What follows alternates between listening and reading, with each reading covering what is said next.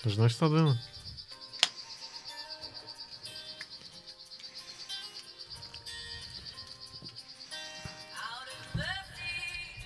Lauk priedainą, suprasi, kodėl čia šitam.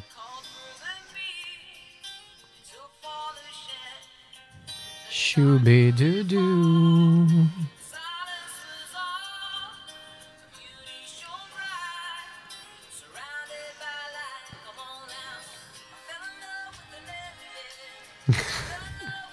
Fell in love with an alien. O žinai, ką tu dar galėjai paleisti? Stingo Englishman in New York.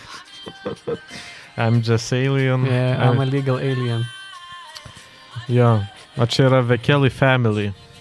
Ir mūsų užbanino, mūsų ištrynė Kelių šeima iš YouTube'o, tiesiog. Aš neseniai kažkaip atradau Kelly Family. Tu žinai Kelly Family, ar ne? No idea.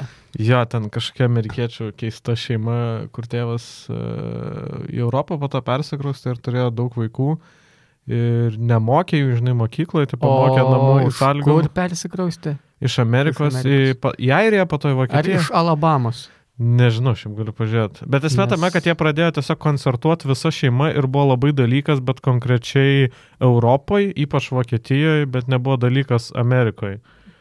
Jo, ir jie turėjo, aš manau, kad jie turi dainų, kurias tu žinai, bet niekada negalvoju, kad čia yra Kelly Family. Aš nežinau, ar iš Alabamos. Sweet Home Alabama.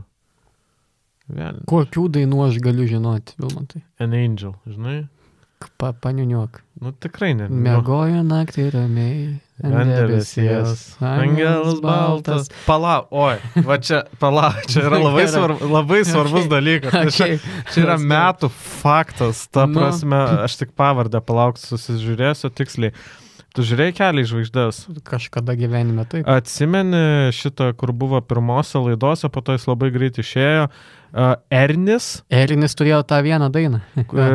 Geriausia mūsų vakarai. Jo. Ar žinai, ką dabar veikia Ernis? Su X-menais kažką? Ne. Ernis užaugo, tapo Ernestu Jankausku ir...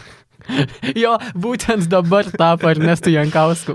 Bet gal Ernesto Jankausko vardas nieko nesako, bet, pavyzdžiui, filmas Čia buvo Saša, ar man viskas gerai, gal kažką sako.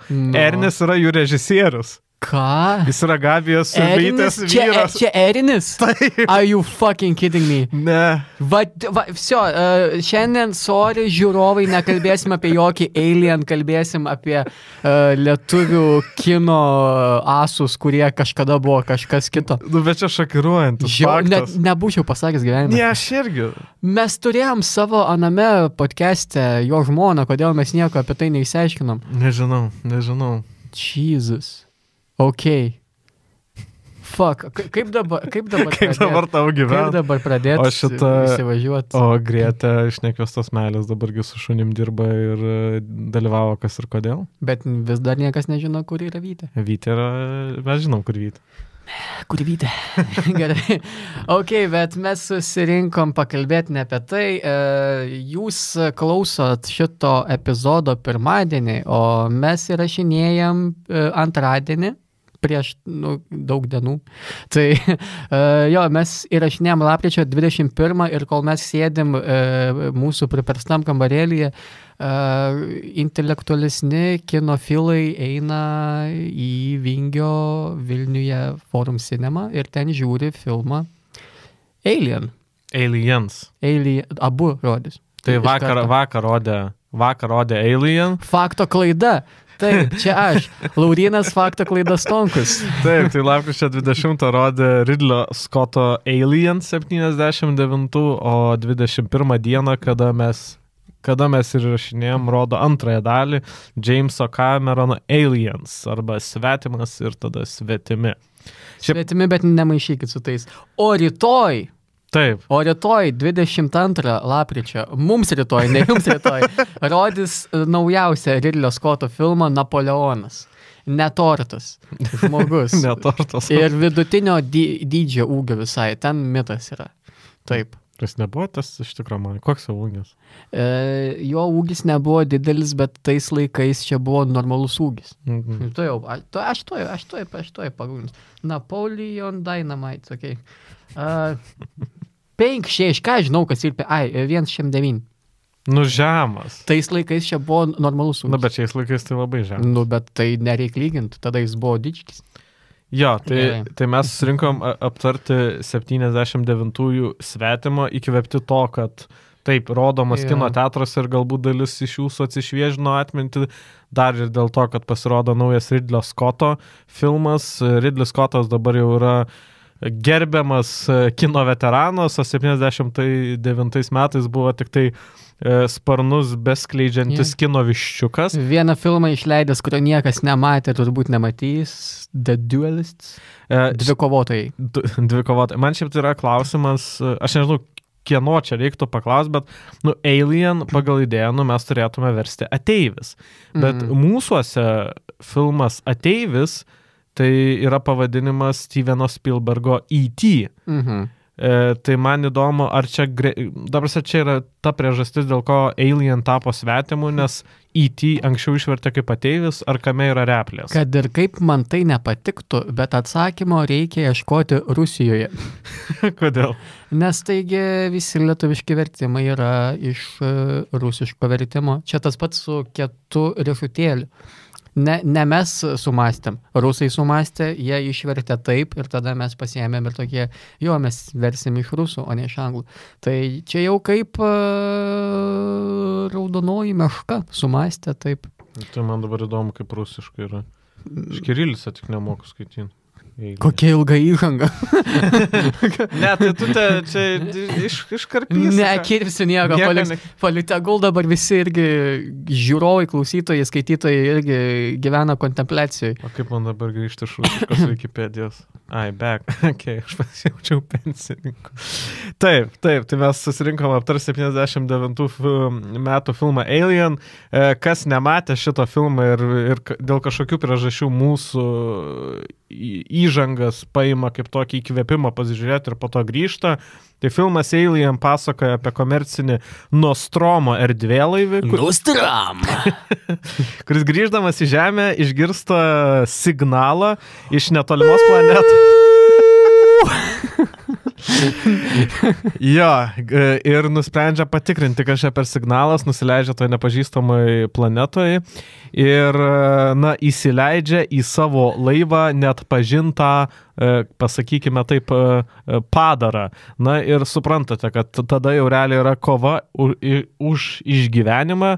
Šiaip labai nesinori daug pasakot vien dėl to, kad nes nėra ką pasakoti.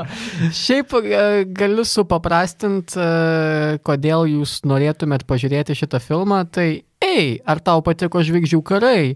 Taip. Ar tau patiko Nasrai? Taip. Tai 2 populiarūs to laikmečio filmai ir tiesiog šio filmo scenaristai sumanė, sujunkim. Ir čia gavos tiesiog pusiau Nasrai, pusiau Star Warsai ir viskas vyksta kosmose, technologijos, bet kovoja prieš neatpažintą grubų. Nasruose buvo grubūnis atpažintas, bet vis tiek. Ir dar gal įmetant dar vieną tokį žanrą, tai yra, mačiau, kad daug kas sako, kad, šiaip tai galima sakyti, kad čia yra ir vienas pirmųjų slasher tipo filmų, nors jis visiškai nėra tas, standartinis. Rūpintojėlis. Nėra standartinis, kur yra kažkoks žudikas maniakas, kuris gaudo paauglius, bet pats filmo principas ir yra tų užuomazgų į tą slasher siaubą, tai realiai, jeigu jums patinka fantastika, jeigu patinka siaubas, jeigu patinka įtampa ir, nežinau, jeigu jums patinka kosmosas, bet netoks nuglamūrintas kaip Žvaigždžių karuose, tai jeigu jūsų mėgstamiausia pornografijos tinklapių kategorija yra bukakė, tai viena šio filmo scena jums labai patiks. Tai va, N18. N18. Mūsų remia Paulaneris. Niks mūsų neremia. Ne, jeigu mes dažnai kartosim, tai išsipildys filmantai. Turėk tikėjimą. Tai 79 metais 2 vyručiai. Dabar reikia susirasti, kokie vyručiai. Danas O'Brienas ir Ronaldas Šusetas. Taip, Danas O'Brienas ir Ronaldas Šusetas susikolaboravo. Kaip jie susikolaboravo? Danas O'Brienas savo studentavimo laikais parašė fantastinę komediją Dark Star. tamsioji žvaigždė. Bernin. Ir ten jo istorija yra apie ateivį, bet jis nusprendė, kad jisai nori padaryti istoriją kažkiek baisesnę ir apie ateivius ir kad tie ateiviai būtų realistiškesni.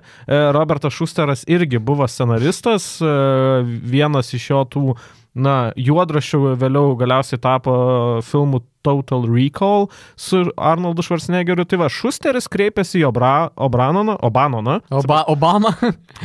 nes jam patiko labai Dark Star ir jis sako, kolaboruokimės, ir jie kartu sujungė savo du genijus ir pradėjo rašyti scenarijų, kuris pirmiausia juodraštinėme variante buvo pavadintas Memory, atmintis, atsiminimas, o vėliau visą tai virto į filmą Alien. Ir tada atėjo pas poną Ridley Scottą. Tada atėjo pas poną Ridley Scottą.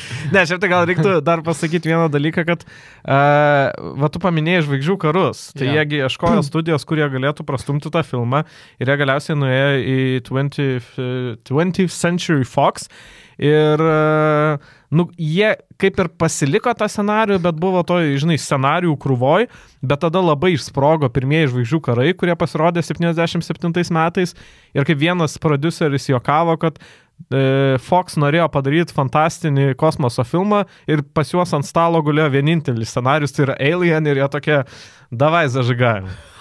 Aš maikštavo prodiuseris. O čia kur yra šitas?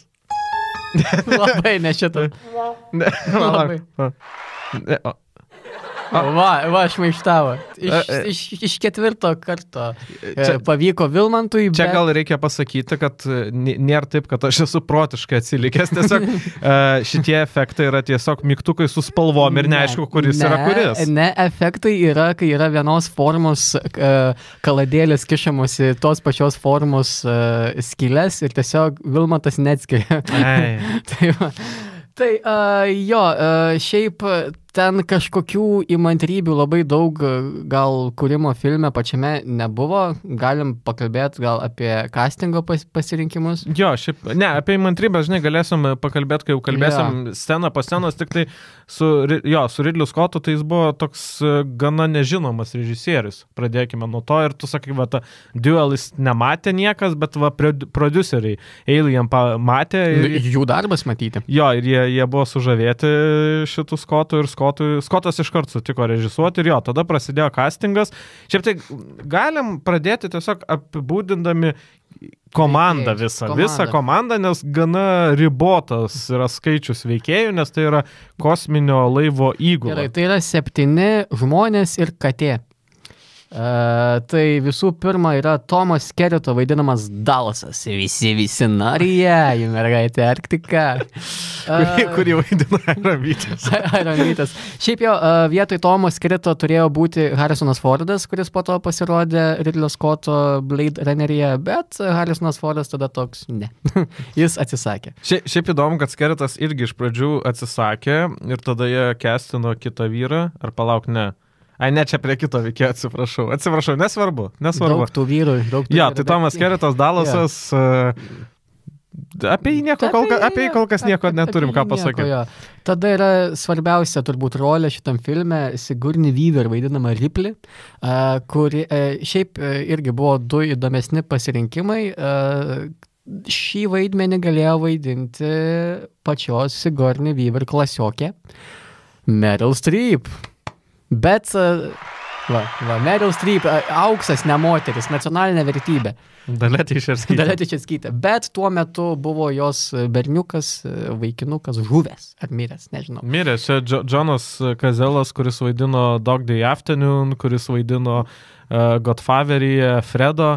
Ai, čia tas, kur visuose filmuose, kuriuose vaidino, laimėjo tas filmas Oscarą. Taip. Jis vaidino gal 7 filmuose. Ir visi Oscarą laimėjo. Ar buvo nominuoti, bet jis labai turėjo, kaip sakyti, trumpą karjerą ir Meryl Streep. Trumpą, bet užtikrinta. Jo, merginas. Mirė nuo vėžio ir tada Meryl Streep buvo labai sugniuždyta, bet po metų ištekėjo už kito vyro, su kuriuo netaip seniai įsiskyrė. Tai va, gal šiek tiek nusukim nuo tos komandėlės, turiu tavo aš klausimą, kadangi čia daugiau tokių kaip ir pasirinkimų nebuvo įdomesnių.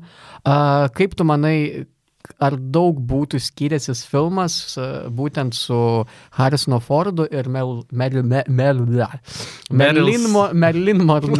Su Marilyn Monroe galbūt būtų, nes jinai tuo metu, kiek žinau, buvo mirusi. Galimai būtų skyręsis filmas. Vėl nežinau, ką žinau, Harrisonas Fordas. Aš manau, kad Harrisonas Fordas būtų pagerinęs filmą, o Meryl Streep šiek tiek numušus. Jo, gal jinai per daug, tuo metu gal jinai dar buvo per daug tokio glamour, ir vėliau gal... Ir tada ateina rimta moteris, tokia moteriška, tai Sigourney Weaver. Nes jos ūgis milžiniškas, čia kaip ne Napoleono. Koks jos ūgis? Didelis. Gerai, aš... Palauk, svarbus faktai. 1,82 m. Tikrai, tai kaip moteris. Kaip moteris, tai aukšta moteris. Kaip moteris. Jo, Sigourney Weaver tuo metu nebuvo baisiai žinoma aktorė, čia buvo realiai pirmas jos pagrindinis vaidmuo, kuris pastatė jos karjerą. Aišku, vėlgi, reikia pabrėžti, mėgstame Sigourney Weaver, bet vis tiek daugiausiai jinai žinoma dėl Alien visos franšizės ir vėliau vis tiek darbas su Jamesu Cameronu tam pačiam Avatare, kur dėl kažkokių priežasčių Avataro antram daly jinai vaidina paauglę. Žinai, jinai irgi nori dar prisimintas jaunas dieneles ir pakelti už jas taurelės. Bet čia keistas pasirinkimas. Ja. Šiaip iš vis, kai rašė tie du Donatai scenarijų, jie buvo parašę, kad visa komanda laivo yra vyrai. Bet Ridley Scottas toks, jokes on you. Ir jis paėmė ne tik Sigourney Weaver, jis paėmė ir Veronica Cartwright, kuri vaidino Lambert ir kuri vaidino siaubingai. Čia gal aptarinėdami patį veiksmą, scenarijų galėsim pakalbėti apie tą vaidybą, nes man įsiminė kelios vietos, kuri buvo nepakenčiama tiesiog. Kaip iš rusų dramos teatro išėjus. Jėzau, kiekvieną pirstelėjimą išėjus reikia. Veronikai Cartwright nelabai patiko šiaip jos vaidmuo iš pačių pradžių, bet... Man irgi jos vaidmuo nepatiko. Viens ant vieno, ponė Veronika. Jos tas visas Verusėlė, blėt. Visas toks emocionalumas, bet filmo kurėje ją įtikino, kad jos visose emocijose atsispindi tai, ką jaučia auditorija, iš dalies, tai žinai. Dabar mes labai, kaip sakyt, ne taip bijom tų dalykų, kurie yra rodomi, bet pagalvokime apie 79 metus, tai tikrai tas filmas atrodė kai kurios scenos siaubingai, tai aš tikrai nesistebiu, kad kai kurie žmonės kaip ir Lambert veikėja verkė, ūbavo ir perdiem buvo emocingi. Pirmame savo epizode kalbėjom apie Taxi Driverį, kur buvo tiesiog tų metų Amerika visa nusėta šiukšliam, bomžais, narkomanais ir tai čia yra tikrasis siaubas. Alien filmo nėra ko bijot. Išeikit į gatvę, žmonės. Okay. Toliau yra mano mėgstamiausias veikėjas Bretas, labai mielas seneliukas, kurį vaidina Harry Dean Stanton, kurio veidą jūs matė visur. Jis šimtuose milijonų filmų ir atsimint jo normalų tokį veikėją galite nebent iš mano vieno mėgstamiausių filmų Paris, Texas. Jis ir po to šiaip jis labai daug su Lynchu. Jis turi tą tokį... Jis ne taip seniai mirė, bet to jis labai senas buvo. Amžina. Kiek jam buvo? Daug. Palauk, 17 metais numirė. 91 metų. Amžinatelis duok jam viešpatį ir amžinojo šios jam te šviečia. Ja, šiaip įdomu su Harry Dean Stantonu yra tai, kad jis iš karto pirmi žodžiai jo pamačius Ridley Scottas sakė, aš nemėgstu ten tų monstrų filmų ir Ridley Scottas jam pasakė, kad žiūrėk, čia labiau bus trileris negu, žinai, monstrų kažkoks filmas. Ir, iš dalies tai yra tiesa, bet Ridley Scottui labai patiko tas Stantono toks nuoširdumas ir toks tiesmukiškumas. Tada turime žmogų, kuris jums gali parduoti geriausią burtų lasdelę, poną Olivanderį, Džoną Skausmelį, Džoną Hurt. Jis vaidino Keiną. Va čia yra mano mėgstamiausias veikėjas, nes jis toks sėdi su savo cigariuku. Jis yra astronautas, bet jis labiausiai neastronautiškos išvaizdos, toks labai kaulėtas su savo cigariuku, toks labai manieringas. Ir jis yra tam laive numeris 2. Tarsi jis yra kapitono tas pirmas pavaduotojas. Ten kiek kiti turi būti beviltiški žmonės. Bet visada turim šiek tiek kiečiau atrodančius numerius 2. Landsbergis Šimonytei. Tada Veryga Kerbauskiui. Tai tik iš politikos. Slešas Ekslui Rauzui. Okay. Okay. Laurynas Vilmantas. Ir šiaip įdomi istorija, kad filmą šiaip filmavo Pietų Afrikoje. Atsiprašau. Ir Johną Hurtą maišė su Johnu Herdu, kitu aktorium, tai kur ir tas aktorius buvo biški prisišykęs Pietų Afrikoje, nes jis neigia apartheidą. Ir biški Johno Hurto susimaišė pavardėse, nenorėjo įleisti. Bet tada, viskas išėjo į gerą, nes išsiaiškino. Jo, tai čia va tas faktas, kurį prie Tomo Skerrito, prie Dallaso supainiau. Jo, kad pirmiausia norėjo Johno Hurto, bet Johnas Hurtas tada negalėjo filmuotis, tada nusamdė kitą... Tai aš maniau, kad sumaišė pavardę tiesiog.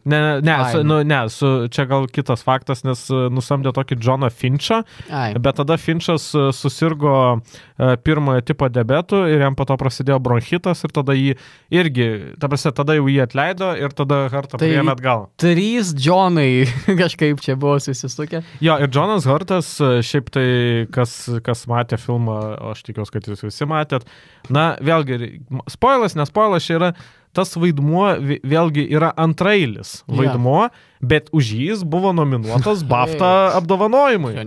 Senelizai, kaip gerai suvaidino. Bet man jis labai patiko. Aš atsiprašau, per pirmą kartą žiūrėjau, aš taip galvoju, aš tikiuosi, tu ilgai tepsi. Šitą epizodą galėsim pavadinti Vilmantas mokosi žaisti su mygtukais. Čia šiaip labai yra geras filmas artėjančiam kalėdų sezonui, nes daugelis mėgsta Harry Potterį, iš kur yra ponas Olivanderis, bet daug kas mėgsta per tas šventes, įskaitant mane žiūrėti Žiedų valdovą. Ir mes ten turime Bilbo Baggins. Ainas Holmas, kuris vaidino piktąjį seneliuką ir jis ir čia suvaidino, gal dar priartėsim prie jo veikėjo savybių, bet jos ganėtinai panašios man su Bilbo krypiškumu. Tai Ešas, Pelenius. O kaip Pokemonų veikėjas? Ešas Kečimas. Tai va, Ešas. Tai jo, čia irgi... Aš, pavyzdžiui, iš tų visų... Aš tik šiandien pažiūrėjau castą, aš užtikrintai žinojau, kad ten vaidina Sigourney Weaver, bet tai, kad ten vaidina... Johnas Hurtas, Ainas Holmas man šiandien buvo skaitant IMDb naujieną, nes ten jie jauni, ten jie net pažįstami, o mes juos žinom kaip biškis senbesdas, jų raukšlėtus veidus labiau prisimenam. Tai va tiek informacijos. Ešas ir tada dar... Ir paskutinis, kur irgi antroje vietoje mano mėgstamumo skalėje, tai yra turbūt stereotipiškiausias 70-ųjų metų juodaodis Parkeris, kurį vaidina Jafet Koto. Labai japoniškai skamba šiaip. Tai, kuris vaidino šitam Jameso Bondo filme Live and Let Die. Live and Let Die. Taip, sužinoma Paulo McCartney daina. Bet ne, čia nėra paskutinis veikėjas. Gerai, dabar aš vėl noriu. Kaip mane cancelins? Gerai, jeigu čia bus paskutinis epizodas, kai aš sėdžiu čia, tai... Tai nesakyk nieko. Ne, aš sakysiu. Ir patį svetimą didžiuliame kostiume vaidino didžiulis irgi studentas iš Nigerijos. Ne? Iš Nigerijos.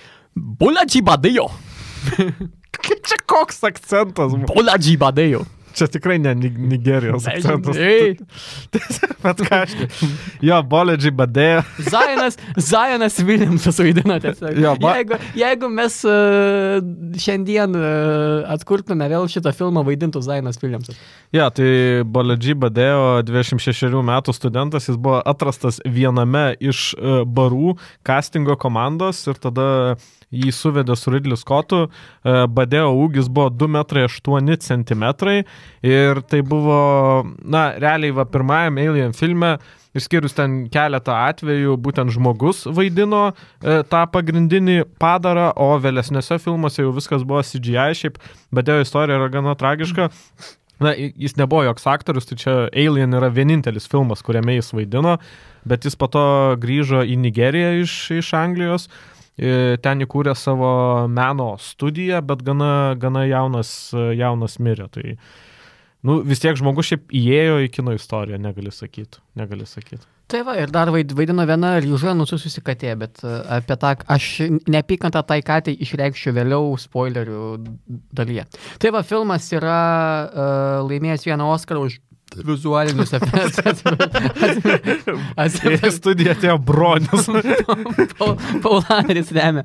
Tai laimėjo Oscarą už vizualinius efektus, žinoma, nes tais laikais efektų nebuvo. Bet geri efektai, nes tu. Viskas kaip kūro pabėgimo kambarį pigiam. Tai 7-9 metai. Tas laivas atrodo iš išorės didžiausias pasaulyje, kaip du akropoliai sumesti į vieną krūvą. Viduj vietos nėra. Viduj atrodo kaip mano butas. Nepritariu. Labai geri praktiniai efektai.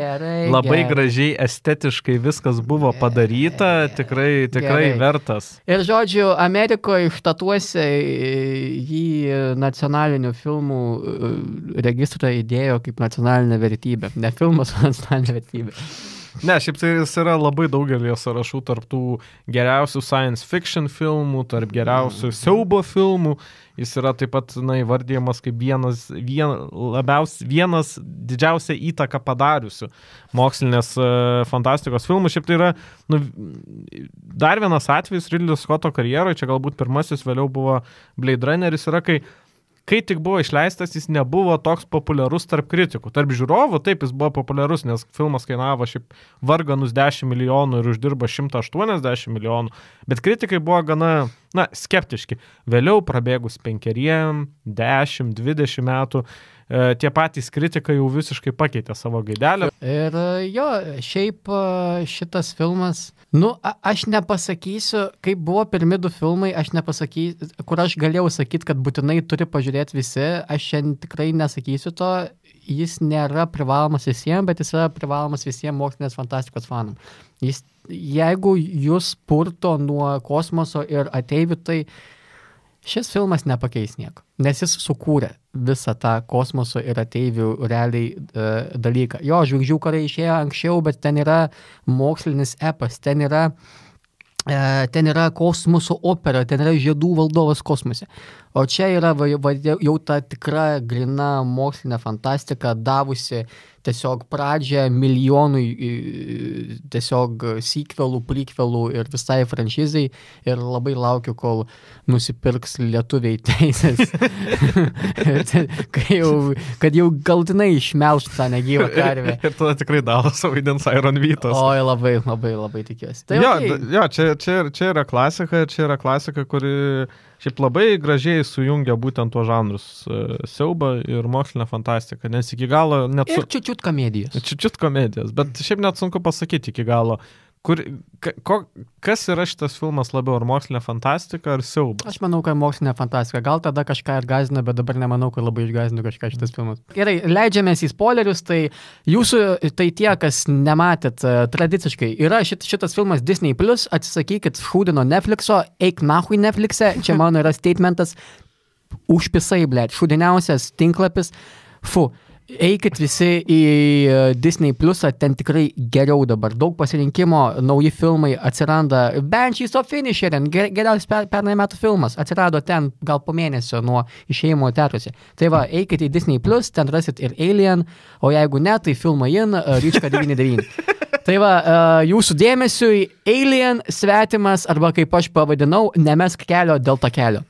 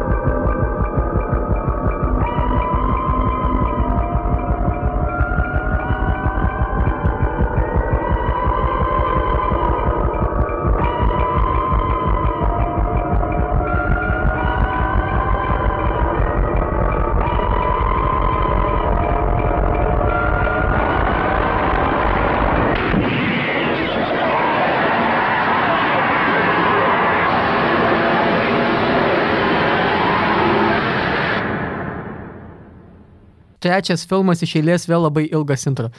Bet geras intro. Aš tau pasakysiu, kodėl Aš pasakysiu, kodėl reikia ilgų intrų. Aš juos šiaip pirmus 2 epizodus heitinau, bet aš neseniai buvau kine ir ten rodė Inglourious Bastards ir blemba, ten iš karto veiksmas yra.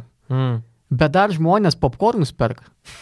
Ir aš matau, kaip prancūz palaikys pila pieną Hansui Landai.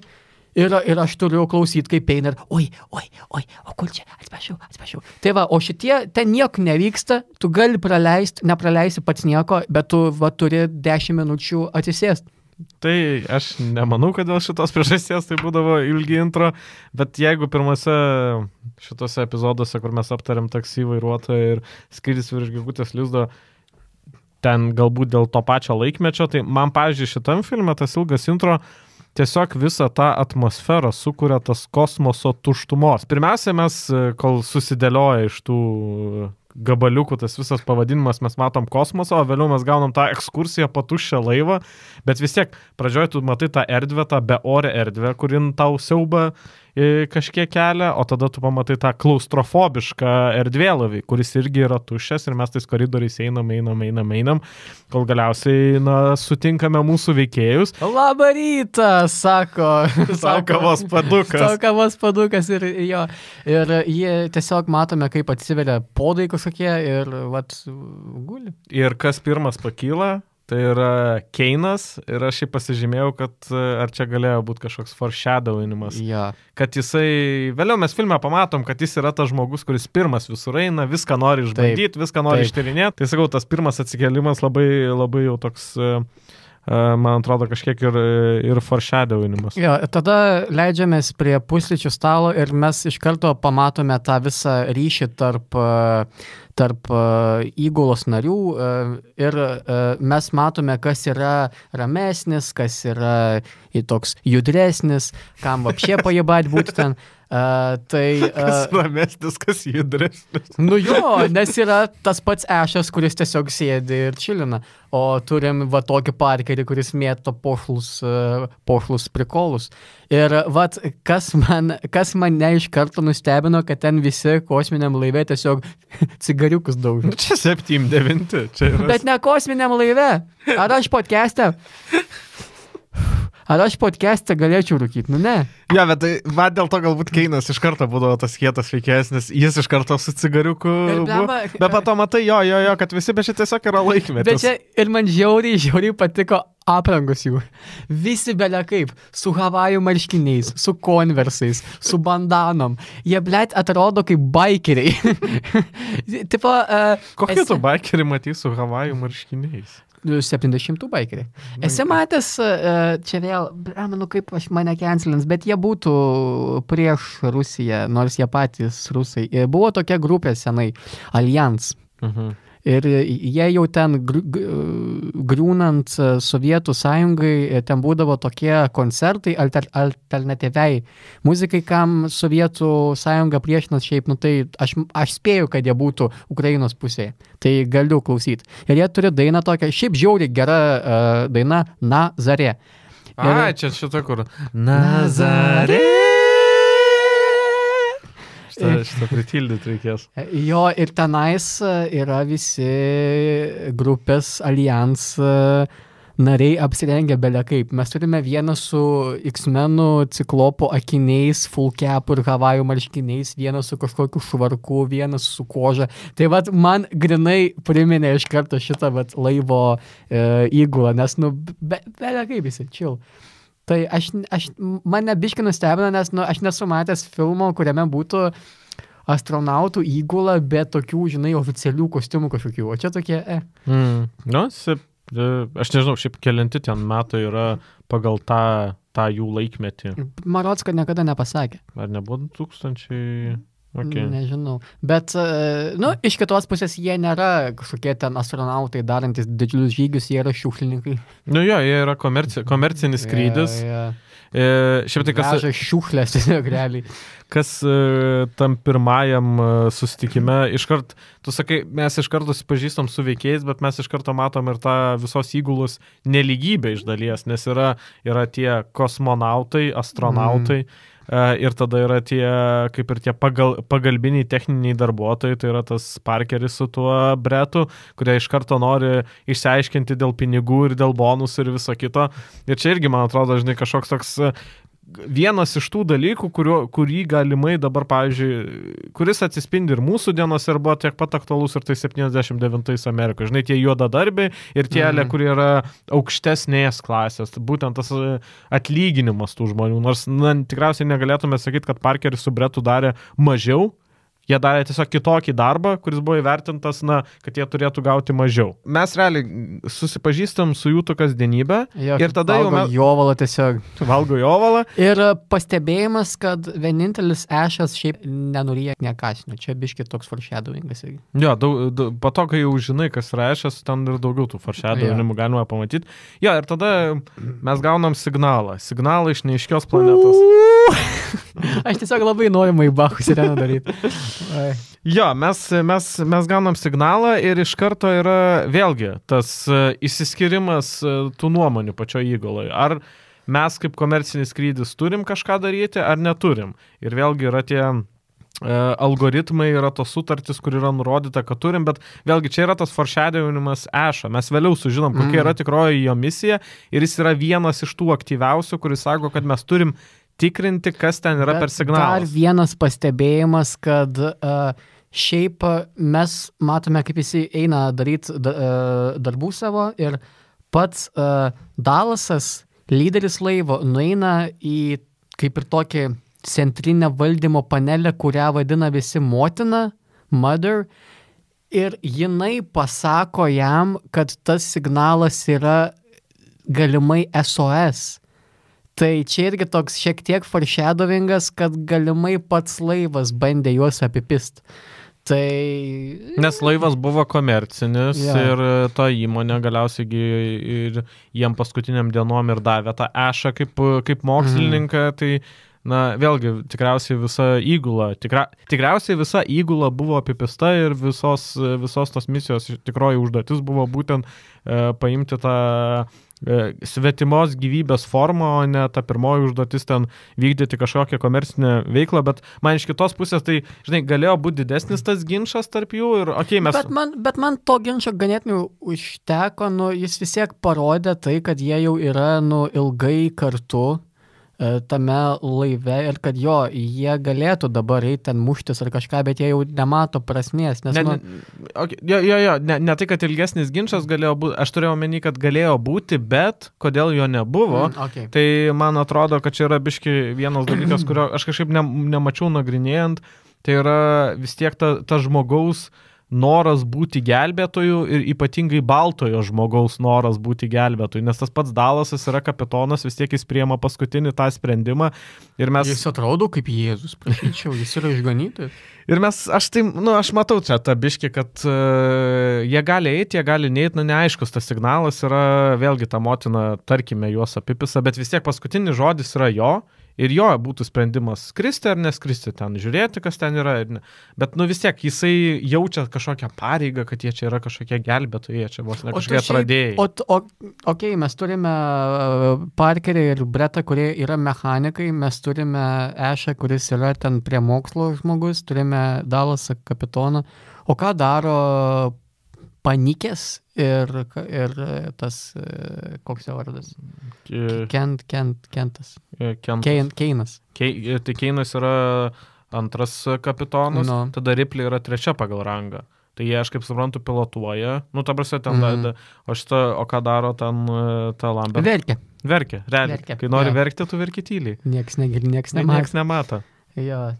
Tai, vis tiek, jie, kaip aš sakiau, nemes kelio dėl to kelio, visgi nusprendžia mes tą kelią dėl to kelio Ir 3 nariai, tai Keinas, ta verksnė, Lambert ir dar kažkas. Neatsimenu. Man, jėzau, aš kol išmokau vardus jų, jau buvo 1,5 valandos filmų praėjai. Ja, 3 įgulos nariai leidžiasi į tą varo į tiesiog Dietlovo perėją. Bet šiaip tą planetą tai labai gražiai padaryti. Bet šiaip, sakau, man žiauriai, aš nesu matęs, kaip ta Dietlovo perėja atrodo, aš nežinau ten atmosferos, bet kai aš klausiau Šautautas proto Pemzai, mano mėgstamiausias podcastas, tai kai jie darė epizodą apie tai, man ta visa atmosfera, kai tiesiog pučia vėjai, tu eini kažkokiu klampuoju tamsiai, man grinai, taip ir buvo. Tai įdomu, gal ir patys kūrėjai šiek tiek pasiekė. Iš Dietlovo perėjos. Ko ne. Tai garsus įvykis buvo, ne? Gal kažkaip neužfiksavau, bet šiaip vėlgi ta pati planeta ir jos atmosfera, tai buvo jau dar vienas skirtingas siaubas, kur mes turėjom tą kosmoso erdvę, mes turėjom erdvėlaivį ir dabar turėjom tą planetą, kuri buvo visiškai irgi mistiška, nepažinta. Ir ten yra įdomus tas, galiausiai yra įėjimas į tą laivą kosminį ir po to yra tas nusileidimas. Nusileidimas ir ten taip gilu, ten yra kažkieno mamos vagina tiesiog. Kodėl ne? Taip, ten žinokit, jeigu norit gero tokio sinefiliško įžeidimo savo kitam kinomanui kolegai, tai sakyk, tavo mama tokia stora, kad atrodo, kad jos vagina yra kaip tas nusileidimas. Ok. Bet fun factas yra nusileidus tenai yra tie tokie, tas rūkas ir tie lazeriukai. Ir juos Ridley Scottas pasiskolino iš britų grupės The Who, kurie išbandė tą įrangą savo koncertuose ir paprašė... Tai tas filmas biški toks suneštinis balis. Taip, jis neturėjo daug, pradinis biudžetas buvo 4 milijonai, o po to galiausiai pasibaigė ties 11, bet tai vis tiek yra gana biudžetinis filmas. Kodėl aprangų normalių nebuvo, visi kaip atėjo, taip ir rengė juos. Kaip atėjai į darbą, taip ir filmavaisi. Jo, taip. Tai kol 3 bičiuliai vaikšto po tą Dietlovo perėją, mes galime pamatyti mūsų vienos pagrindinių veikėjų. Tai Sigourney Weaver vaidinamas Ripley bruožą, kad jinai šiaip yra įtari gana. Ir šiaip, kai aš sakau pagrindinė veikėja, tai tu šiaip kažkur 2/3 filmo tu dar iki galo nesupranti, apie ką tas filmas yra, į ką jisai labiausiai bus orientuotas. Mes tik tais po to ir po visų spin-offų pamatom, kad jinai čia yra kiečiausia bėdės labiausiai.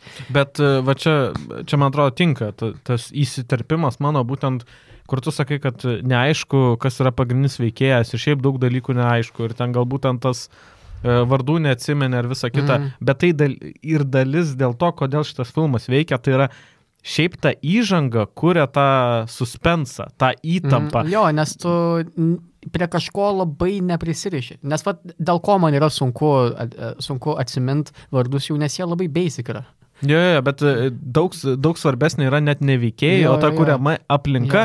Ir mačiau, vienas kritikas parašė, kad jeigu šitas filmas būtų kuriama šiais laikais, tai mes jau 5 minutę tikriausiai būtume pamatę tą pagrindinį ateivį ir jau būtume pamatę ten nužudytą vieną iš astronautų. Mes ateivio, ta prasme, vėliau nagrinėsim labiau jį, bet mes jo ir taip beveik viso niekada nematom, o tuo labiau mes pirmą pusę filmo praktiškai iš vis jo nematom. Tai yra antiek kuriama ta įtampa ir filmas šiaip nėra ilgas, 2 valandos, bet realiai valanda yra skiriama būtent įtampa. Valanda labai prailga valanda. Tau prailgo? Man ta valanda buvo kančia. Kai aš tau pamenu, dar vakar žiūrėjau filmą, nes čia yra mano pirma šito filmo peržiūra, nesu matęs jo, nes aš nelabai šiaip mėgstu mokslinės fantastikos. Tai ta valanda buvo kančia. Antra pusė, all good. Labai patiko. Bet ta pirma, aš galvoju, aš numirsiu. Man jau taip nesu. Bet va čia gal žinai, tu vėlgi esi kaip sakyt, šių laikų žiūrovas. Aš pirmame epizode sakiau, kad aš mėgstu žiūrėti 3 valandas, kaip samurai kapojas lėtai. Bet jie kapojas. Va matai, tau įtampos kūrimas, tau reikia veiksmo. Busted. Jo, tau reikia 5 minutę, kad išlystų kažkas iš krūtinės. Ja, bet dar nebėgam prie krūtinės, dar liekam kosminiam laive ir šiaip čia labai gražus buvo, čia susiliejimas šiek tiek su muzika. Pačioj filmo pradžioj prasideda, tas spūki muzika, bet kažkuriuo metu tiesiog ateina tyla. Tai pačioj scenoje, kur Keinas yra jau giliau nusileidęs į tą laivą ir pamato tos kiaušinius, vėlgi tyla ir tada bum. Tas jumpscare'as. Labai gražiai sužaista. Jo, bet dar prieš tai, kur sakiau, kad mes pamatom tą Ripley tokį gal šiek tiek tokia buvimų vienišą vilkę, kad jinai gal iki galo nepasitikė visais dalykais, tai jinai nueina pati patikrinti signalų tų, tai jinai išsiaiškina, kad čia joks ne SOS buvo, o labiau tai buvo piskit nahu čia, nes bus blogai. Ir mes turime kaip tiesiog, šitas terminas vadinasi face hugger. Yra du terminai, tai yra face hugger ir chest burster, kurį mes pamatysime vėliau filme. Filme pačiame niekada nebuvo paminėti šitie terminai, bet jie filmo fanų antiek tapo vartojami, nes tiesiog jie buvo naudojami filmuojant filmą, jie buvo parašyti scenarijuje ir pati komanda aktoriai kalbėdami intervuose vartojo tai. Tai man labai tas faktas patinka, kad tiesiog kažkoks filmavimo komandos naudojamas žargonas tapo tokiu, ikonišku kaip ir kino kultūroje žargonu. Tai kaip lietuviškai facehuggeris. Veiduko apkabinimukas. Per ilgas. Veid apkabinis. Veidčiupis. Tai Keina pagriebė veidčiupis. Galvačiupis. Ne, bet čia face. Gerai, galvačiupis. Galvačiupis. Jį pagriebė galvačiupis ir likę vėlgi, čia yra viena irgi iš esminių scenų, kurią po to, kai mums susidėlioja visi taškai ant jį, mes matom, kodėl čia viena iš kertinių scenų yra, kad jie bando sugrįžti į laivą, Ripley dabar yra kapitonė, nes tiek Dallasas, tiek Keinas yra tenai. Tai jinai kaip trečias numeris tapo pirmu numeriu ir jinai nenori jų leisti, nes karantinas, nes velnė žino, kas čia per galvačiupis tavo ant galvos Keinai ir tada Ashas juos įleidžia. Vėlgi, iš vienos pusės gali žiūrėti į tai kaip į tą lyčių dalyką, nes vėlgi šitas filmas, ką jis daro, tai griauna lyčių stereotipus labai smarkiai, vien dėl to, kad galiausiai Ripley tampa veikėja ir Keinas kaip vyras yra, ne moteris yra pirmoji auka, o Keinas, čia gal šiek tiek vėliau pašnekėsim. Ir šiaip labai smagu, kad siaubo filme pirmas miršta ne juodaodis. Taip.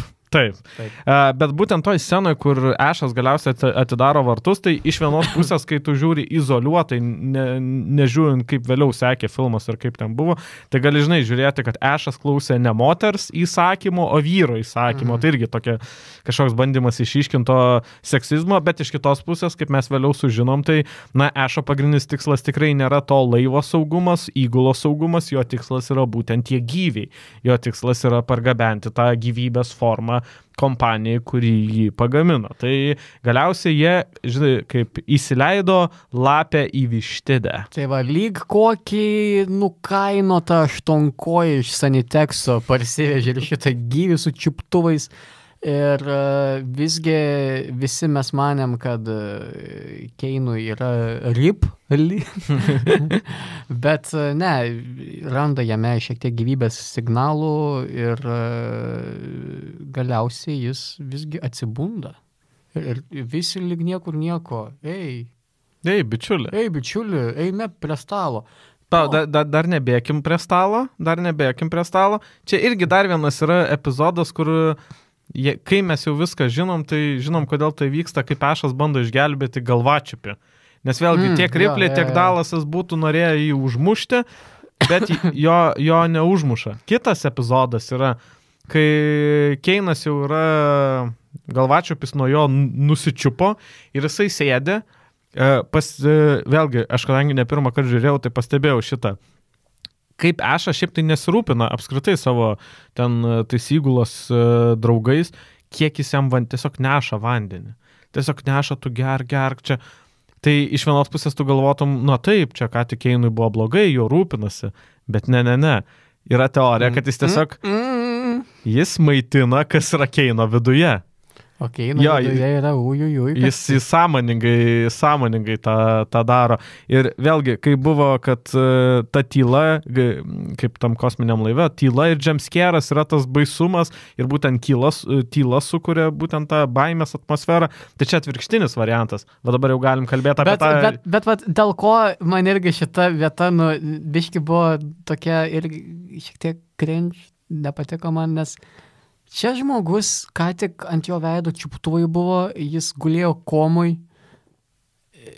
komos būsenai ir tiesiog jo atsibudo, ne jam kažkokių tyrimų padarė, nei ką. Jo, varom, kavyčių šiausim, to maisto išlikštaus, parūkysim, cigariukų padaužysim. What the fuck? Jūs esat mokslininkai, ble. Ne, vienas tik mokslininkai. Gerai, bet vis tiek... Visi kiti yra šiukšlininkai, pats sakė, yra šiukšlininkai. Ne, čia dar tą visą mokslo pusę palies noriu. Mes esam didžiausiam laive ten, technologijos, viskas panašiai. Ir jie... Prieš tai buvo mini laivo kažkoks gedimas ir jie viską taisė svarkėm. Jie kovai su tuo blogiu naudoja paprastą liepsnosvaidį. Kur lazeriai, kur ginklai aukštosios technologijos? Apie ginklus dar pašnekėsi, bet kai tu sakai su svarkiam, tai blemba, what the fuck? Fantazijos nebeturėjo scenaristai. Kur visos duris atsidaro, viskas modifikuota, viskas yra, ir tada tiesiog jie miega poduose kažkokiuose. Ir tada daužo tiesiog cigarilės Al Capone'is ir viską virina Brentas su tiesiog svarkė. Ir net negera svarkė, sena svarkė kažkokia. Tai ne 679, ko tu nori. Ai, nežinau. Vėlgi, biudžetinis filmas. Tai va, bet grįžtam prie to pavalgymo, kaip sakau, man atrodo, užliuliuot čia žiūrovą galėjo būtent tą atpalaiduojantį atmosferą. Jo, nes buvo tokių comic relief momentų, kad bajeriukai Parkerio, kad jisai nenori valgyti šitą maistą, geriau išvalgytų tą verksnę. Žinai, dabar cancelintų už tokį bajerį, bet tais laikais čia yra humoro klasika. Taip, kaip čia biškai nukrypstant nuo temos, kaip aš tau siunčiau čia kurią dieną grupės Baliaus ir Šilansko dainos Matumba ištrauka.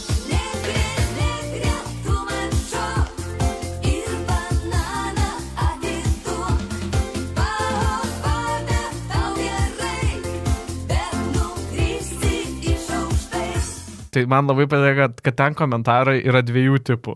Gerai, 3 tipų. Tai yra vienas komentaras, kuris piktinasi, kiti komentarai, kurie, akivaizdžiai nepritarė, bet man... Kodėl nebekuria dabar? Ne, tai čia trečias, bet antras komentaras, kur tipo akivaizdžiai nepritarė, bet sako, ir tas girtas dėdė Baliui ir nurodo minutės. Negre. O trečias tai yra žmonių, o tai muzika buvo. Čia ne dabar visas vaukizmas, kokie šedevrai. Ir aš taip galvoju, gerai, atmeskit rasizmo, ta prasme pusę. Ar ten tikrai tokia gera daina? Ai. Žodžiu, pietus pavalgė ir pradeda vis tompom svemti. Kaip aš per kūčias. Man kūčios baisiausia yra diena, aš žuvies nemėgstu. Tai turbūt ir Keinui tie ten pašarai tą kombikormą, kur valgė jie. Biškai nesuvirškinu čia, reikėjo mezimo įsimest laivę. Blemba, vis tiek suaugę vyrai esat. Įsidėkit vaistukų. Jisai atpila, visi galvoja, gal čia nuo tos ligos, bet ne. Šabūja! Ir čia turime mes antrąjį tą terminą chest burster. Krūtinplėšis.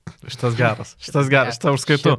Jo, krūtinplėšis. Įdomus faktas, kad aktoriai žinojo daugmaž, kas turi įvykti, bet nežinojo iki galo, tai jų reakcija yra absoliučiai natūrali. Ir čia natūrali buvo reakcija.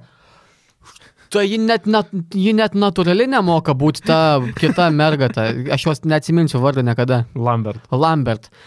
Blembo, taip nieks nedaro. Kas čia, blembo? Gerai, dabar pakvėpuok biškį. Nes man ten tikrai atrodė labai perspausta vaidyba ir aš toks, blembo. Ne, šiaip tai jie nežinojo, čia tas Tomas Keritas, kuris vaidino Dalsą, sakė, kad yra, kad jie žinojo, kad kažkas išlys, bet nežinojo, kad ten bus kraujų ir viso kito. Nuostabu. Būja. Ačiū. Jo, tai čia vėliau gal mes, ta prasme, vis tiek kažkiek paliesim ten tą visą fališkumą ir visą kitą, bet grįžtam prie... Labai pornografinis filmas. Jo, prie šitos scenos. Tai yra, vėlgi, viena iš interpretacijų šito filmo yra, kad tai yra išprievartavimo filmas. Ir lygino vienas iš šitų, ta prasme, kas analizavo šitą filmą, kad, na, realiai Keinas buvo ta pirma reipo auka, o šitas krūtinplėšis buvo toks kaip reipo kūdikis. Bet klausimas, aš nežinau, ar tu skaitai gal, o Ash'o aktorius, mūsų Bilbo Baggins, Ian Holmes, žinojo, kad bus tokia vieta. Man atrodo, tai va, sakau, visi žinojo, kad kažkas bus, bet nežinojo tiksliai kas. Tai jis labai geras aktorius, nes čia biški foreshadowingas irgi vienintelis Ash'as nesureaguoja niekaip. Jisai labai... Gal jam pasakė? Galimai pasakė, nes jis labai ramiu veidu sėdi ir čia mes vėl jau matome hintą tokį, kad nu kažkas su tuo patsano negerai. Tai gerai, realiai, šita scena, krūtinplėšio scena, yra ne vienam sąraše įvardinta kaip viena ikoniškiausių scenų kino istorijoje, viena netikėčiausių scenų kino istorijoje. Tai gal kažkiek dar pašnekėkim, kodėl taip yra. Nu, visų pirma, filmas senas.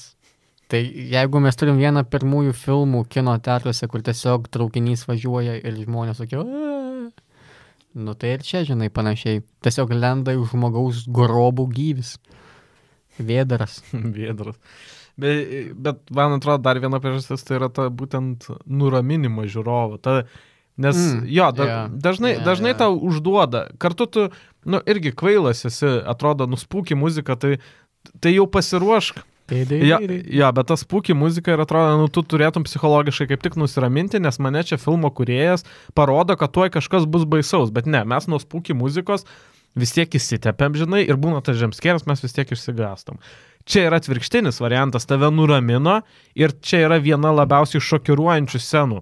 Tiek pačiam filme, taip, mus remia, tiek pačiam filme, tiek, kaip tu sakai, iki tol buvusiuose filmuose. Tai tas dvigubas yra efektas vien dėl to, kad mūsų visiškai neįspėja. Gerai, man yra gėda šiek tiek. Aš čia vaidinu, aš turiu podcastą apie filmus, Tu esi matęs Nasrus? Taip. Aš nesu ir kai aš lyginau, kad, nu, tipo, čia biški su Nasrais, ar ten buvo tas netikėtas to ryklio, ar ten jau viską sukūrė tą suspensą? Pačioj, ta prasme, nu aš irgi prieš kurį laiką mačiau, bet aš kiek prisimenu, tai pačioj pradžioj tai buvo ta būtent ta legendinė muzikėlė ir tas, žinai, visas, kad mūsų ruošia, kad reiklys pasirodys, bet filmo jau pačioj, nu, link pabaigos tai buvo to netikėtumo. Bet, nu, ne tokio. Vėlgi, tu ten jau buvai susipažinęs, kas yra tavo pagrindinis blogis. Tai yra ryklys. Tu žinai, kas tai yra blogis. Čia iki šiol tu nežinai, kas yra blogis. Tu galvoji, kad blogis yra nugalėtas. Kad blogis yra tas galva... Kaip mes ten pavadinom? Galvačiupis. Jo, kad tai yra pagrindinis blogis. Tu nežinai, kas yra pagrindinis blogis. Ir čia yra pirmas to blogio pasirodymas. Ir va, čia dar vienas efektas, kad tai yra pirmas jo pasirodymas. Ir dar toks. Tai dar čia yra tas visas netikėtumas. Ir aišku, nu, su ferverkais jis ten išeina. Ja. Bet aišku, labai juokingai, nu vėlgi, čia 7-9, bet kaip jis po to taip, kaip jis nubėga, tai labai juokingai. Ir šiaip, aišku, prieš ieškant to padaro reikia padaryti vikingų laidotuvės.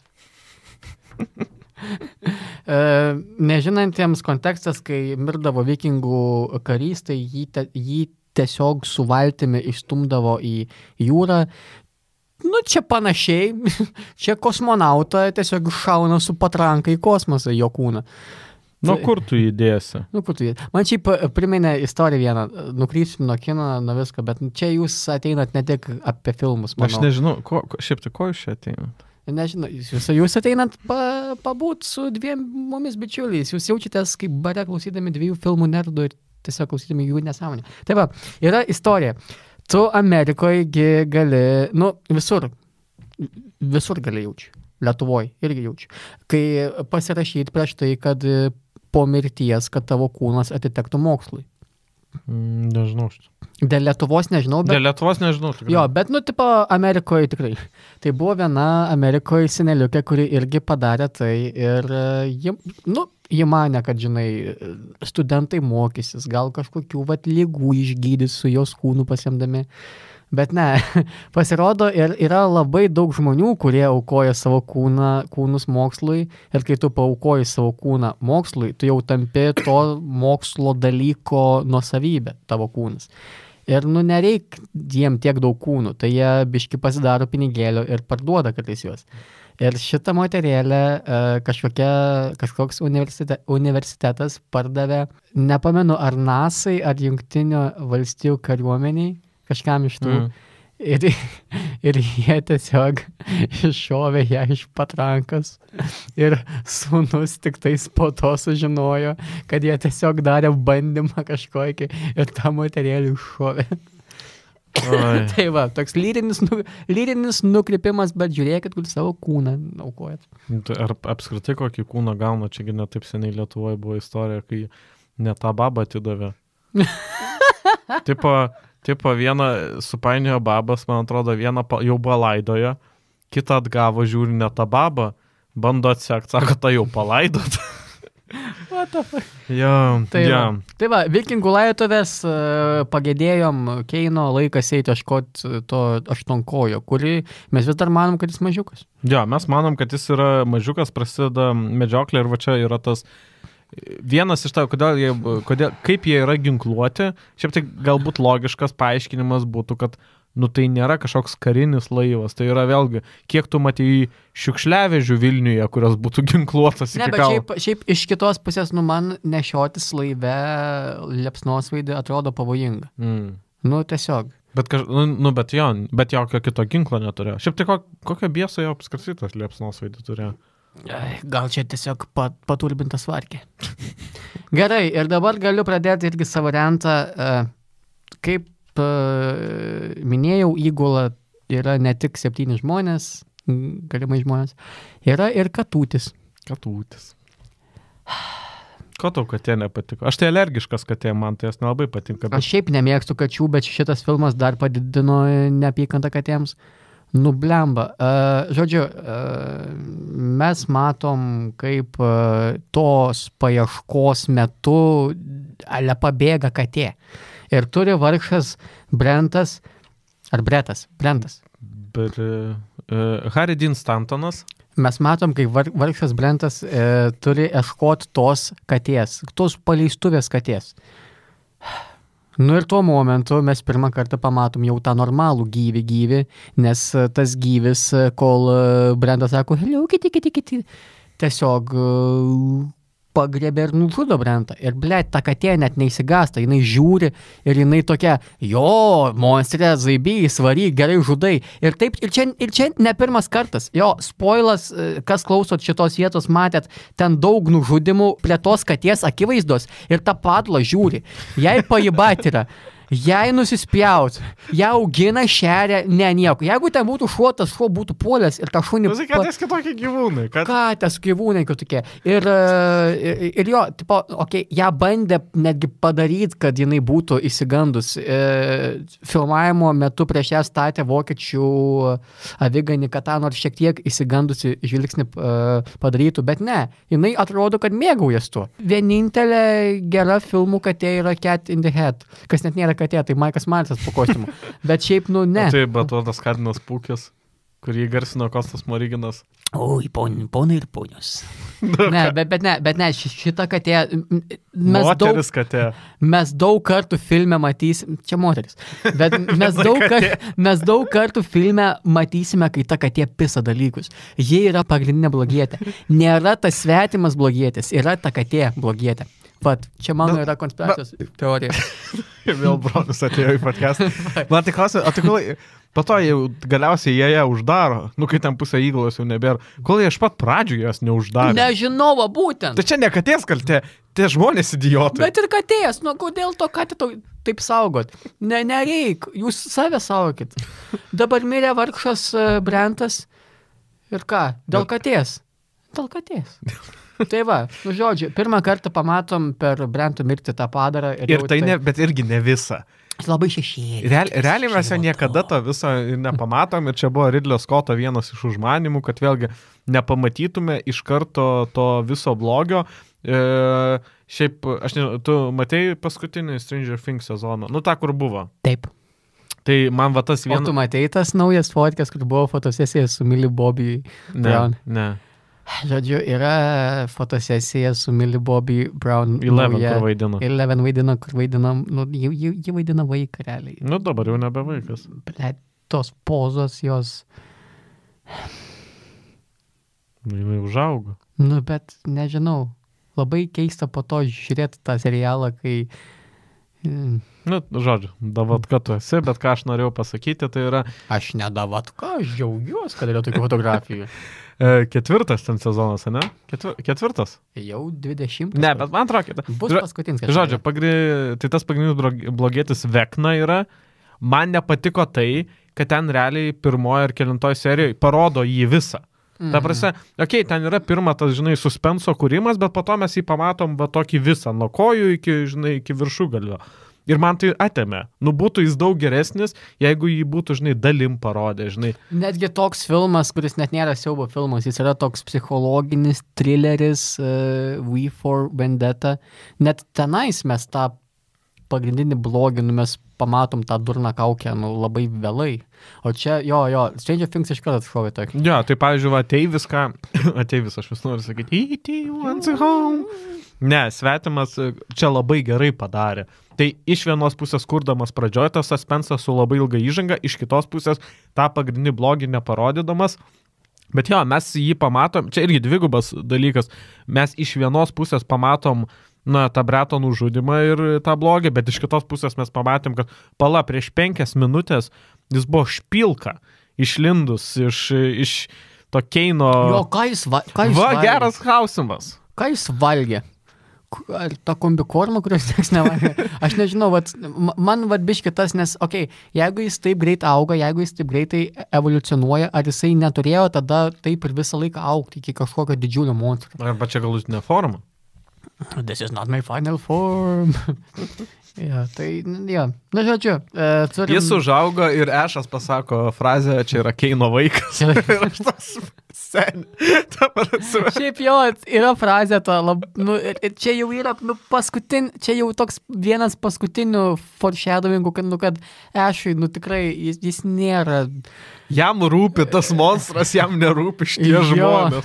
Bet dar su ta mirtim kalbant, tu pastebėjai, kad labai greitai per filmą yra tranzicijos, kai kažkas miršta, iškart jau visa įgula yra vienoje krūvoje ir tarėsi, ką daryti po to. Mes neturim jokio susirinkimo, mes neturim jokios panikos.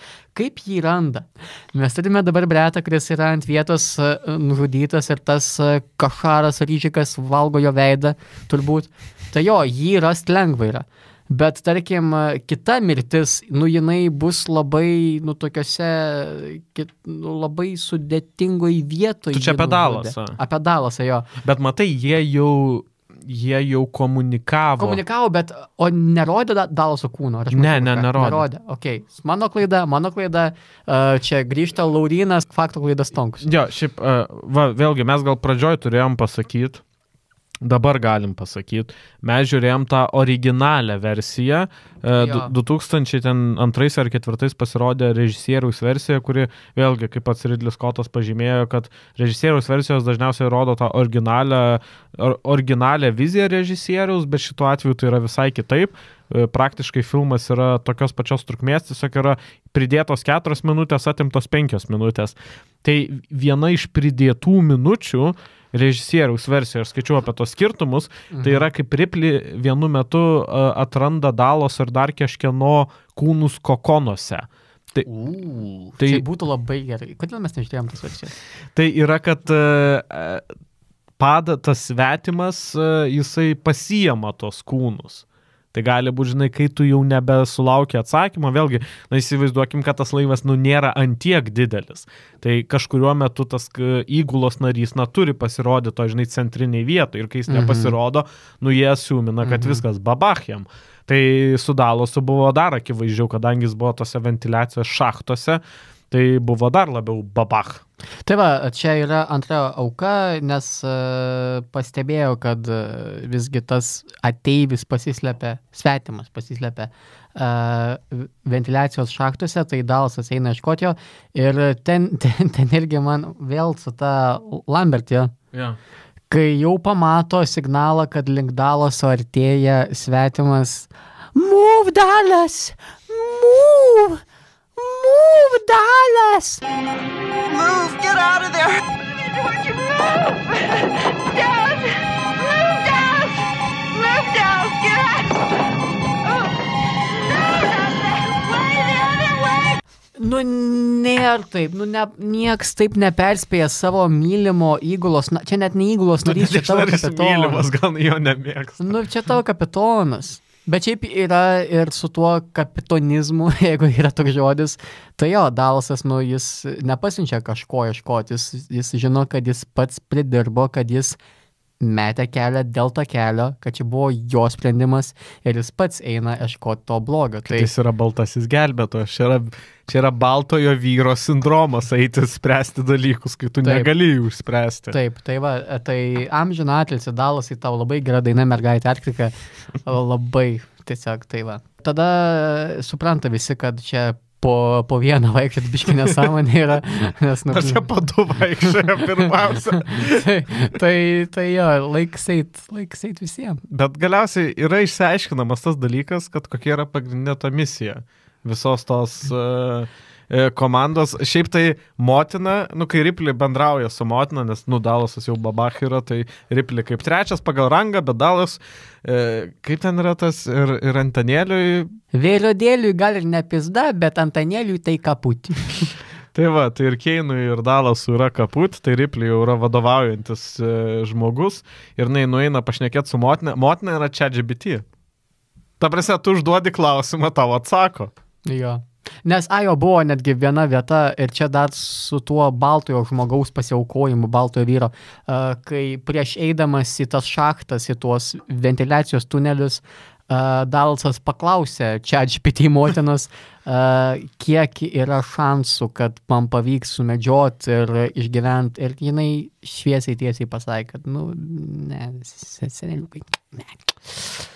Bet mes vėlgi, dabar, kai jau mes žiūrėjom visą filmą, ta prasme, mes žinom, kad motina linkus meluot. Tai va ir klausimas, kiek jinai... Bet Dallasas pasitikė motiną. Ar tu pasitikė savo mamą? Nelendam čia. Šiaip pasitik. Šiaip šventėm... Aš irgi savo.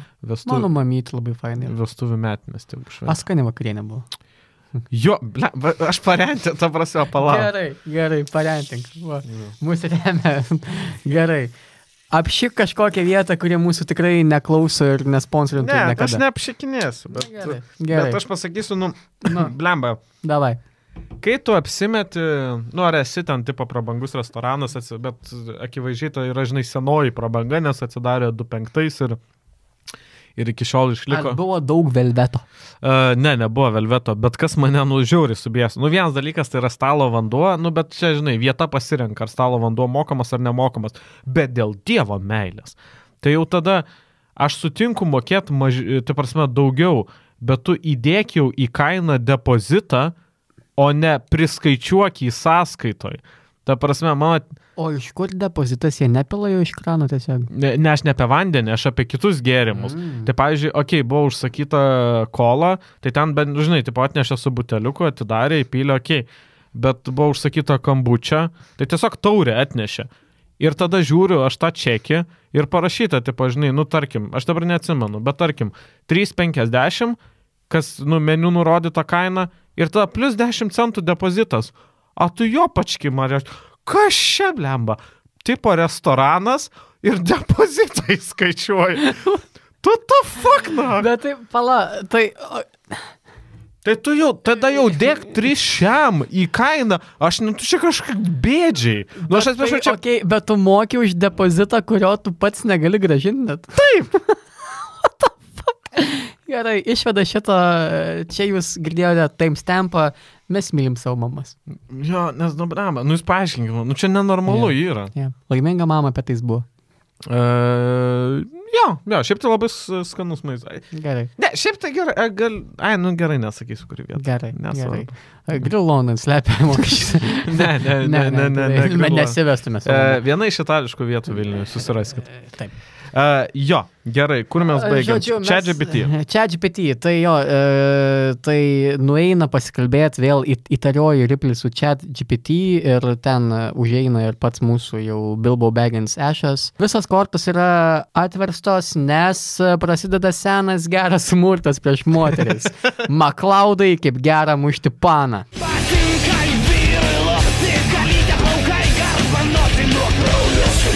Ešas tiesiog tampo už plaukų, daužo grūdą, daiktą kažkokį burną. Šiaip tai yra keiščiausia smaugimo technika. Jo, ir ką jis grūdo ten? Laikraštį, man. Laikraštį. Tai jie technologijų amžių net planšečių neturi. Aš sakau, ten labai yra, ten yra tarp senovės ir taip ateities. Tai 79 filmas, ko tu nori? Nu, jau planšetę galėjo. Aš atsiprašau, jų operacinė sistema yra ChatGPT. Jų laivą valdo ChatGPT. Bet jie laikraščius skaito dar. Ar kažkokį, gal ten lankstinukas kažkoks. Tai jo grūdai burna. Ten žiauriai keista. Ten labai bloga scena šiaip. Man tipo... Tu gali padaryti, blet, kaip blogai nuskambės tai, bet mes, žodžiu, mano nemėgstamiausias pernai metų filmas, vienas iš šūdiniausių, kurio aš laukiu, bet kuris mane labai nuvylė, Blonde, apie Marilyn Monroe. Bet buvo gražių scenų. Tai va, apie ką aš kalbu, kad jie net tą moters, blet, kaip blogai skambės, atsiprašau, aš nesu kažkoks seksistas, aš myliu merginas, bet... Nemanau. Bet ten iš tos pačios pateikimo pusės, čia yra komplimentai režisieriam ir kinematografam, bet jie net tą tokį šlykštų ir smerktiną pažeminimą moters ir tą visą smurtą, jie sugebėjo kažkaip padaryti, skaniau. Čia mes matom tiesiog kaip brauna kudlas, kaip grūda laikraštį, blet gerklas, tas Sigourney Weaver springsta, atbėga Parkeris, trenkė. Aš sustabdysiu dėl Blonde, bet čia viena buvo iš problemų Blonde, kad ten buvo jo smurtas ir visa ta prasme, jinai buvo paversta kaip pramogos objektų, pati smurtaujama moteris, čia buvo blogai. Jo, ir tada mes turėjom kitą pornografinę vietą, kur čia jau ir taip tie, kurie lankosi dark web'e, jau jiems riečias. Ir ateina Parkeris. Nu taip. Jiems jau riečia. Taip. Aš pirmą kartą girdžiu, jiems jau riečia. Taip, čia. Ar tai yra tai, apie ką aš galvoju? Taip, tai yra tai, apie ką tu galvoji. Ir jiems jau 12 muša, kai ateina Parkeris ir bando gelbėti Ripley, trenkia. Ir tas pasipila Ešas kažkokią bukakę.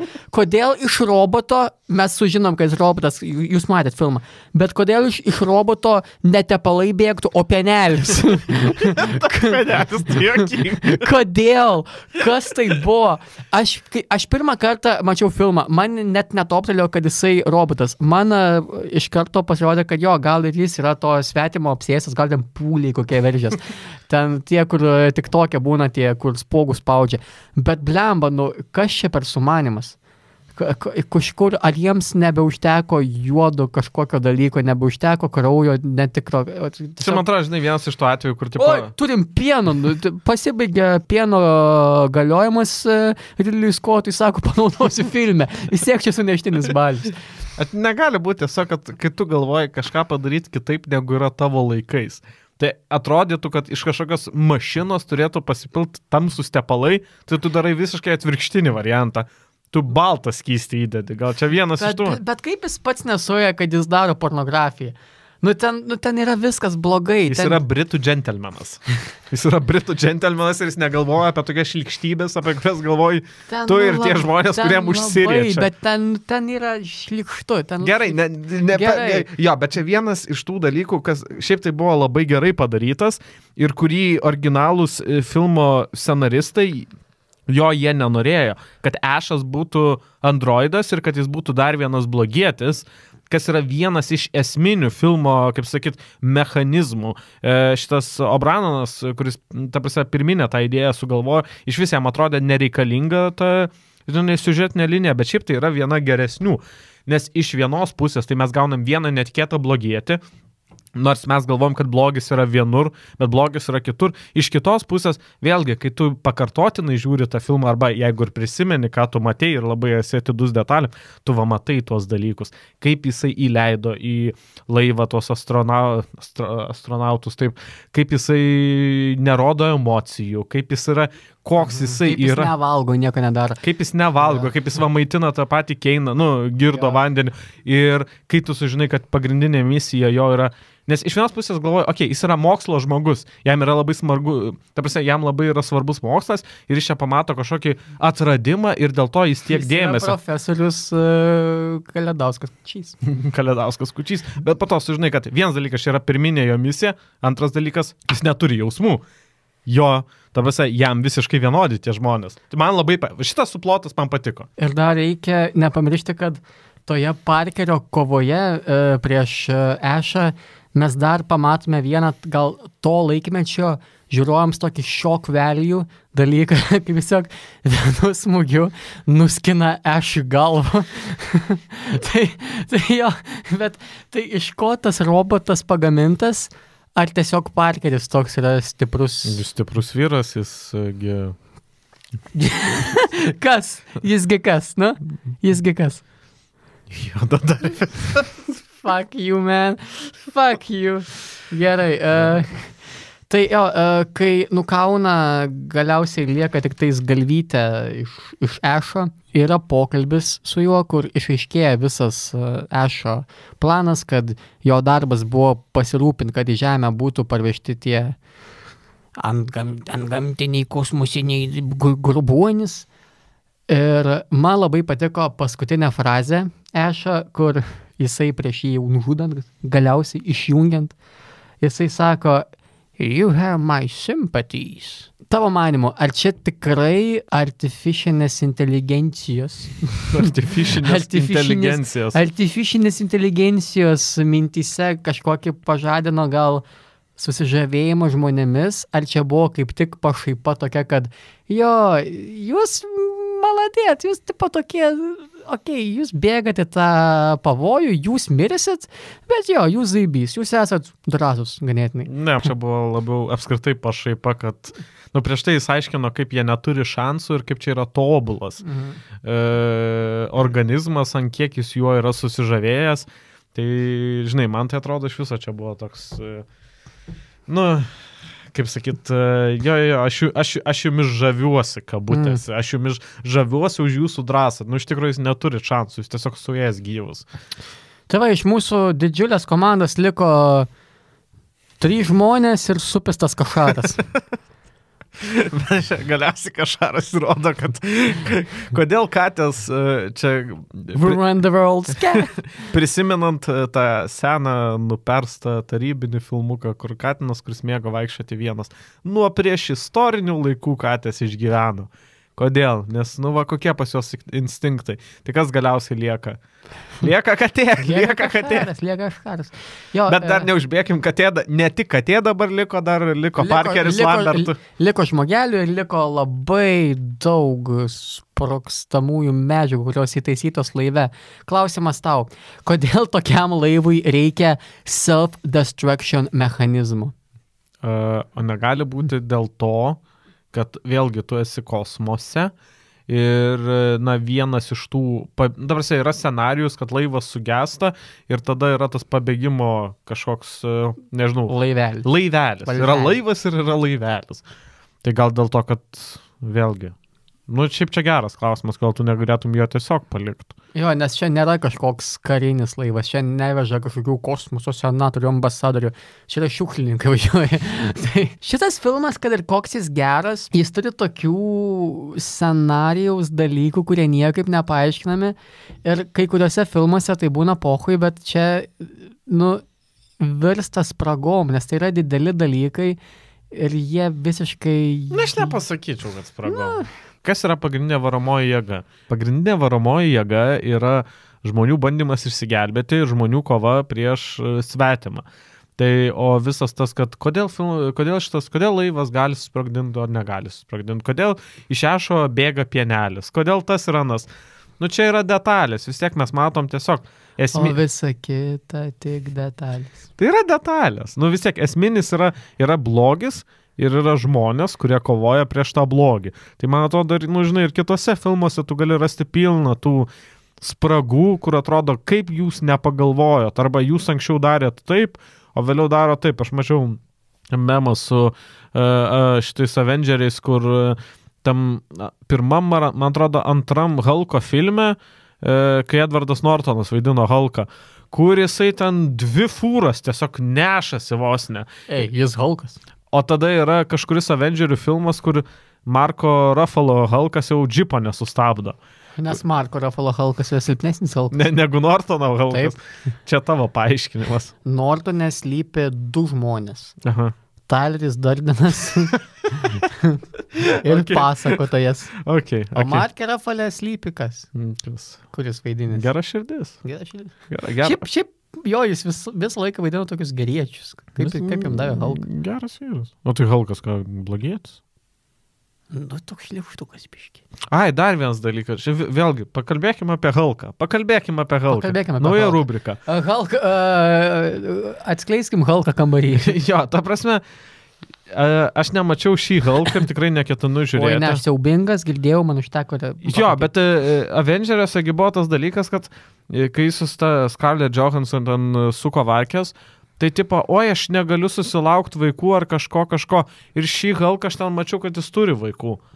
Ta prasme... Tai gal negali Scarlett vaikų turėti? Nu, čia kaip suprast? O tai kas sakė, kad negali vaikų turėti Scarlett? Tai jisai sakė jai, kad tipo, aš negaliu turėti vaikų. Tai jis tiesiog nenorėjo su Taruskė vaikų turėti. Nes Nežinau, prisiminkim, kad Black Widow yra Natasha Romanoff. Tu norėtum vaikų su Natasha Romanoff? Su Scarlett Johansson, taip. O su Natasha Romanoff? Bet jeigu neatrodo kaip Scarlett Johansson. Bet ir taip, klausytojai ir žiūrovai, Vilmantas pardavė valstybę. Praradau Lietuvos pilietybę. Taip. Visio kaščiūnai skambina. Gerai, tai, žodžiu, planas aiškus, nori susprogdinti laivą su visu tuo šlikščiuku, su tuo selu ne Egitim dragūnu, bet iš drakonų kovų selu. Turbūt daug kas atsimena, tie, kas mūsų klauso, nes amžius panašus pagal YouTube bent jau dalykus. Yra šita statistika? Taip. Koks vyriausias mūsų klausytojas? Mūsų klauso 20% nuo 18 iki 24. Pakartok? 20% mūsų klauso nuo 18 iki 24. Aha. Kem procentų nuo 25 iki 34. Čia mūsų arealas amžiaus. Ir kiti kem nuo 35 iki kem 4. Visų likusių po 0. Tai va, esam visi vienoj krūvoj. Tai ir šiandien 5% vyrų ir 35% moterų. O įdomioji statistika. Reiškia, mano tėtis neklausė. Taip. Šiaip reikia numesti, jam patinka. Klausy, mano tėtis Laurynas žino, niekas kitas nežino, nes aš jums nesakiau, mano tėtis apsauginių dirba, tai jis ten parom sėdi, tai kartais neturi ką veikti. Tai kartais klauso produkcijos, kurią gaminu ir jam patinka. Nu, šaunuolis koks. Tai va. Taip. Tai va, planas aišku, susprogdinti laivelį ir blemba, aš šiaip tame filme, net žiūrėdamas, nors mačiau jį vakar šviežiai, aš biškai nesuvokiau, kodėl atsiskyrė Ripley nuo Parkerio ir Lambert. Bet to pasiekmė, kad jie abu mirė. Jie mirė, o jinai gelbėjo katiną. Nu, tas kažkas. Bet aš šiaip pasižymėjau, manęs anksčiau tas katinas tiek, neužsifiksavo kaip tau anksčiau, nes kažkokia nepykanta jauti katėm. Taip, katės gali nahui. Kurios tave lieta, aš nenoriu žinoti, bet taip, katės gelbėjimas. Tai aš pasirašiau keletą dalykų, kodėl tai galėjo būti taip. Tai vienas dalykas yra tiesiog žmonių neracionalumas. Na, akivaizdu, kad jai tiesiog reikia padaryti užduotį ir jie būtų labai sėkmingai išsigelbėję. Bet ne, jie reikia gelbėti tą katiną ir galiausiai begelbint tą katiną, jinai susiduria su svetimu. Čia yra vienas dalykas. Bet kitas dalykas, tai man čia buvo, kad apskritai tas katinas, kam tas katinas tam laive reikalingas? Manau, kad tai yra ženklas jiems toks kaip ir simbolis žemės pačios. Taip. Taip, Tai va. tai yra žemė, tai yra gyvūnai, tai yra jaukumas, kažkokia šiluma, namai, gerumas. Nu, čia jiems, man tai būtų nejaukumas, man būtų ir nemačiau ne vieno to, kur katės šika? Kraikas. Nemačiau ne vieno kraiko dubenėlio. Nes tavo šitam filme labai trūko. Taip, labai daug.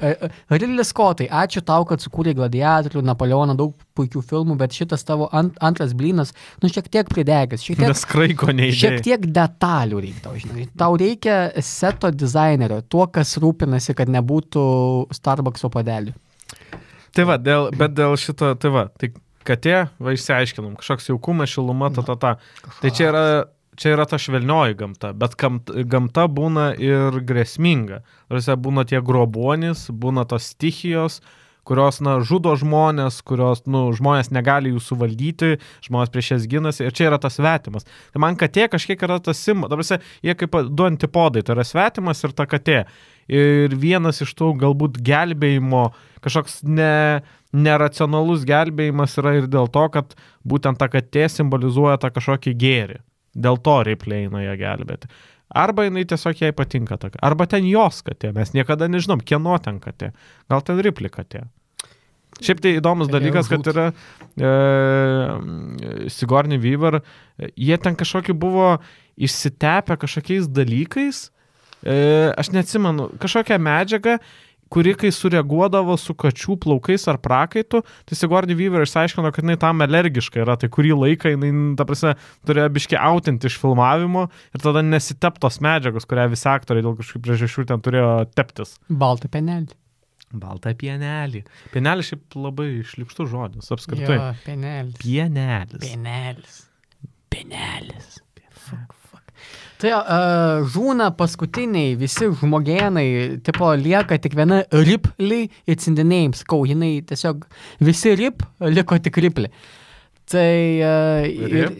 liko, jo teisingai. Ir jos paskutinė misija yra ta sušikta laivą su visu tuo svetimu sunaikinti pagaliau. Ir mes turim tą 10 minučių countdowną motinos balsu. Labai šiaip krypi, kai tau primena, kiek laiko tau gyvent realiai liko. Šiaip tai yra vienas dalykas. Kaip kartais Scottas, vėlgi grįžkime prie baisių epizodų, kaip kartais Scottas mums pasakydavo su visokia spooky muzika arba ta pačia tyla, kad bus baisu, kaip kartais nepasakydavo, kaip iš krūtinplėšio pasirodymo. Taip čia buvo, tu žiūri, tu galvoji, čia jau pabaiga. Turėtų būti jau pabaiga, bet tau muzika suponuoja, kad čia dar nėra pabaiga, nes muzika nėra viltinga, nes muzika nėra triumfuojanti. Ir taip, kažkur ten tam gelbėjimosi laivelyje, kažkur stalčiui įsirangęs yra svetimas. Bet pakalbėkim apie tai, ką daro Sigourney Weaver arba Ripley prieš. Tu nori apie triusikus pašyti? Taip, aš noriu pakalbėti apie triusikus, kadangi šitas filmas yra visiškai pornografija ir taip jau. Ir kur mes... Bet šiaip tai nieks nesirengia ten seksualiai, ten labiausiai galima sakyti, kad seksualiausiai apsirengusi jinai ir buvo tenai, kur jinai buvo apsinuoginus ir su tais per mažais apatiniais. Mes jau ir taip matėm, kaip jau rovė plaukus grūdo į burną dalykų ir aptaškė baltų pinelį. Ir dabar matom, kaip jis labai aptemta maikutė šviečius peneliai, Alesius jau fotkina Vilniaus gatvėje. Ir taškas Vilnius, taškas Alesius. Ir su labai mažais triusikais. Gerai. Kodėl? Pakalbėkime apie triusikus. Rimtai, kodėl? Kodėl reikėjo? Aš nenoriu matyti skirmantų žmonių. Malinausko. Jeigu tai yra Sigourney Weaver skirmantas. Ji man nėra simpatiška moteris. Negraži moteris? Man tai graži moteris. Ne, ji labai tokia sneipiška. Ką reiškia sneipiška moteris? Kampuota. Harry Potter. Okay. Aš neturiu čia nėra ką vystyti diskusijas, nes aš tai neturiu paaiškinimo. Man iš vis buvo nereikalinga ta scena, kur jinai nusirengia iki triusikų ir iki spenių. What the fuck, kam? Išsilaisvinimas. Ta prasme, kažkiek Aš Vilmantas simbolizmas Venskūnas. Tu nori paaiškinimo, tai aš tau duodu paaiškinimą. Nusimeta, praktinis tiesiog nusimeta kažkokius purvinus rūbus.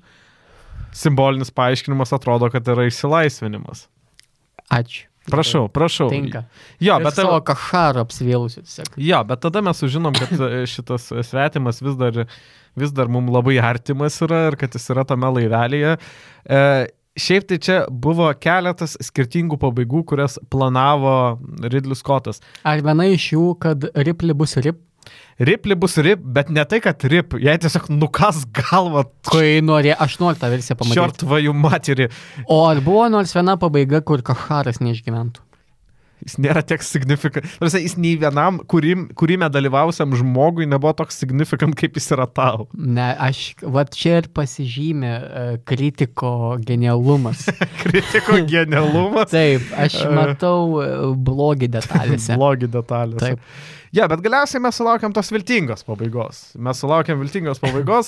Svetimas, kuris, kaip vėliau mes sužinom, tikrasis jo pavadinimas yra Ksenomorfas. Ir jam tiesiog padaro kem pirmų metų Aušvicą dujose. Wow. Aš gerai. Jį nužudė dujomis, ką man pasakys, Vilmantai. Jį tiesiog uždujino. Gerai. Taip, jį nupurškė.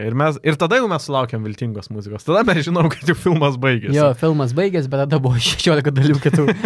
Okay. Ne, bet šiaip yra įdomus dalykas, kad šiaip tai filmas turėjo baigtis, viena iš pabaigų, kad jai nukanda galva, kita iš pabaigų, tai iš viso mes net neturėjom turėti scenos šitam laivelyje, bet Ridley Scottas norėjo pridėti tą sceną laivelyje. Nes jau už laivelį sumokėjau, o jis taupus niekas. Jau babkės padėtos, bet iš kitos pusės čia prisideda prie to viso, kiek tas blogis yra, kai tu jo nesitikė, kai tu galvoji, kad tu jau įveikiai, arba pačioje pradžioje, kai tu galvoji, koks jis mažiukas mes jį įveiksim. Bet jis yra supistas tarakonas, jis netgi iš plokštančio laivo kažkaip spėjo dabėgti iki laivelio to. Tai kaip sakė Ašas, tobulas. Jis yra tobulas. Žinai, tobulumą mes matome labai skirtingose dalykuose, Ešai. Taip.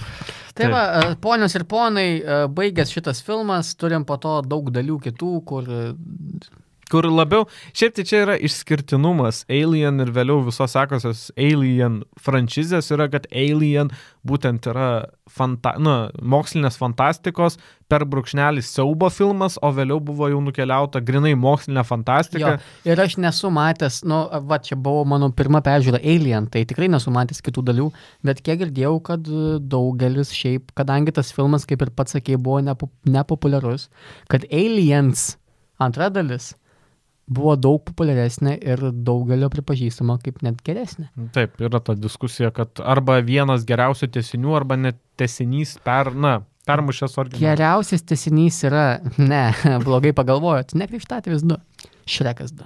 Šrekas 2 yra geriausias tęsinys. Ten yra geriausias animacinis filmas. Mes turim I Need a Hero. Mes turim viską. Aš tau pasakysiu, kas yra geriausias tęsinys. Pajūrio džiazas. O jame ištumė prie balkoną. Taip. Nes pirma dalis yra Kauno romanas. Taip. Gerai, baigėsi filmas, galim eiti prie mūsų senų gerų išvadų. Kodėl šitas filmas tavo manimu nesensta? Broluži mano mielas. Labai geras, aš skaičiau vieną straipsnį, kad ar Alien yra filmas, kurį, būtent, ar jis nepaseno. Tai ne, jis nepaseno, nes autorius man labai gerą mintį pasakė. Kai tu žiūri kitus senus filmus, tai būna rasizmo, bet to tokio buitinio, ten kokios buitinės homofobijos, buitinio seksizmo. Ir kartais tiesiog šiais laikais jau cringe žiūrėt. Net ir tuos pačius, pavyzdžiui, draugus irgi atrodo, ten 9, atrodo praėjo gal ten 10-15 metų, bet vis, jau labai pasikeitė tas pats naratyvas. Tai Alien tuo yra išskirtinis, kad nėra šitų dalykų. Jis yra, tu jį vis dar gali žiūrėti ir jis yra visiškai nesenstantis, nes nei tai yra kažkaip nors ten, aš nežinau, propaguojama kažkas, nei kažkas yra žeminama. Aš turiu dar vieną atsakymą, kodėl nepaseno, nes kaip mes jau nekartą užsiminėm, kad tas blogis yra nematomas. Jis neturi to aiškaus kostiumo, kuris tų laikų aplinkoje pagal galimybės ir pagal Ridley Scotto biudžetą Nu, kuris jau nekartą užsiminėm, kad jis mažas, jis viską pirko iš Lidlo ir Humanos. Iš Pepko. Atrodytų labai klaikiai, manau. Net tas pats ateivis, kur mes daug maišom, tas ateivis atrodo, blemba, kaip iš pirmos klasės spektaklio šiais laikais. Tas kostiumas, baisu ten. O mes, kadangi svetimas visada yra šešėlyje, jo, kartais matos ta tokia labai prasta CGI, bet, ten yra, momentai, ten yra sekundės dalelės. Bet visas tas suspensas, visas jo lindėjimas tamsoj ir panašiai, padaro tikrai nesantį filmą. Tai aš nežinau, ar čia tyčia, ar netyčia. Nemanau, kad tyčia. Aš manau, kad tyčia. Būtent, sorry, aš nepasitikiu Ridliu Scottu, tų laikų Ridliu Scottu taip, kaip aš pasitikiu šių laikų Ridliu Scottu. Aš manau, kad tada jis darė viską iš taupimo, jis buvo biški nepatyręs dar visgi. Ne, bet čia yra viena iš minčių, taigi sakau, kad jisai nenorėjo jo iš karto rodyti. Tarsi jis norėjo kurti, build-upinti ir iš karto neparodyti jo viso. Sakai? Jo, jis Tu manai, kad jis iš karto... Jis yra taip sakė. Bet jis niekam nežinomas režisierius padarė filmą ir jis sako, galimai bus antra dalis. Bet, žiūrėk, čia yra... Čia yra dalykas, kad ne tai, kad iš taupumą, bet iš to, kad jo mintis buvo neparodyti blogą iš karto. Dėl ko tai yra geras filmas, kaip sakiau. Bet jo neparodyti iš karto, bet jis jo, beveik visai neparodė. Mes matom kontūrus ir tai labai padeda tam filmui. Kad tiesiog. Bet jo, dialogai geri, aktoriai geri, šiek tiek ta persprasta vaidyba gal... Bet tai tau viena aktorė nepatiko. Ne, šiaip, jinai labai nepatiko man Lambert įkūnijusi aktorė, nepamenu jos vardo pavardės, visiems nieko nevaidino toliau. Tiesiog baigė karjerą. Tiesiog išėjo. Darbo biržą. Jo, dabar dirba, kokioj dabar, nežinau, Burger King'e. Jinai galimai mirus, 79 metų. Jo, bet, tiesiog, jinai labiausiai perspaudė, bet ten, visi, ten yra, jo, tu gali sakyti, čia senų laikų vaidyba, bet ne, mes turim tuos pačius kitus filmus, kuriuos mes aptarėm, kurie yra sukurti anksčiau, nes čia yra 79, čia jau beveik 80s, o mūsų pirmi aptarti 2 filmai buvo iš 70s. Jo, bet, pavyzdžiui, Ripley. Ar tau, pavyzdžiui... Ripley, matai, Ripley yra stiprybė, kad jinai mažai šnekėjo. Čia yra dar tas, čia yra, aš čia vadinu Johno Vicko momentu. Keanu Reevesą labai visi mylimės, jis tikrai puikus žmogus, tikrai labai yra sukūręs puikių veikėjų, ikoniškų veikėjų, kurie įeis į kino istoriją, jau įėjo į kino istoriją ir bus amžinai ten. Bet, jis koks šūdinas aktorius. Jis nemoka vaidinti. Jis geras žmogus, jisai profesionalas, jis padaro, ką jam liepia, jisai labai gerai atlieka stantus, jis yra visur vietų, visur laikų, bet jis nemoka vaidinti. Dėl to jam kūrėjai duoda mažai dialogų. Sigourney Weaver jį moka vaidinti, bet gal tada nemokėjo, nežinau, gal tiesiog specialiai nedavė jai daug dialogų. Bet tiesiog yra labai mažai dialogų ir dėl to jinai atrodo ten profesionaliausiai. Bent jau mano galva. Tai va. Šiaip kitas dalykas yra būtent ta moteris veikėja, tai dar ir šiais laikais. Taip, būtent.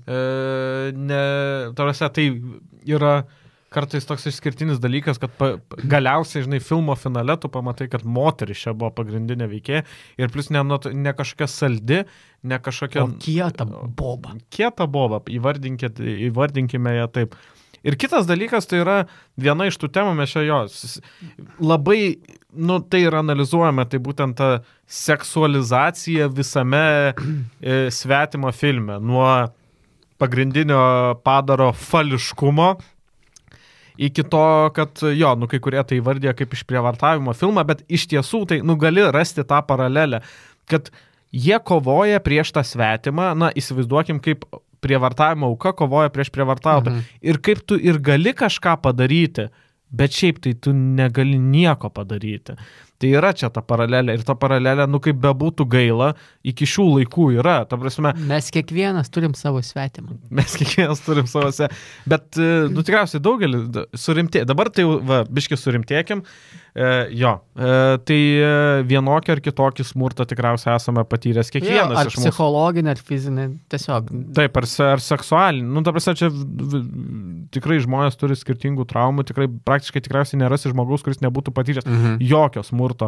Ir atrodo, racionaliai mąstant, tai dažnai tu gali pasipriešinti, tu gali kažką padaryti, bet taip nevyksta. Dažniausiai dėl to, kad kai tu esi auka, tu jautiesi, kartu automatiškai užsiprogramuoji, kad tu esi silpnesnis, nes jeigu to nebūtų ir smurtautojų. Ir čia mes pamatėm visą smurtą, mes pamatėm seksualinį smurtą su tų penelių.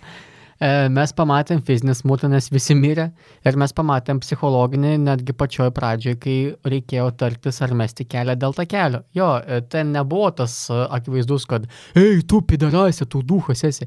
Ne, ten buvo vis tiek, mes visi sėdėm, dauguma mūsų sėdė ofisuose, sėdėm darbuose, kur, kažkada, mes esam pajutę, kad mes darom dalykus, kur mes matom, kad čia yra nesąmonė, bet mes darom tiesiog, nes vadovas liepia, jis gal nežino geriau, bet mes jaučiam tą atsakomybę ir tą psichologinį spaudimą tai daryti, nes taip ale yra teisinga.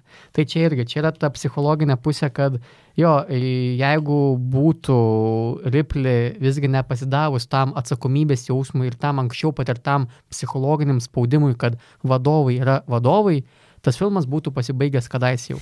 Visi būtų karantinuoti, tas mažas aštuonkojas būtų nužudytas ir nebūtų virtęs dideliu selu iš DBZ ir būtų happy endingas ir aš to kašaro net tiek nekeščiau.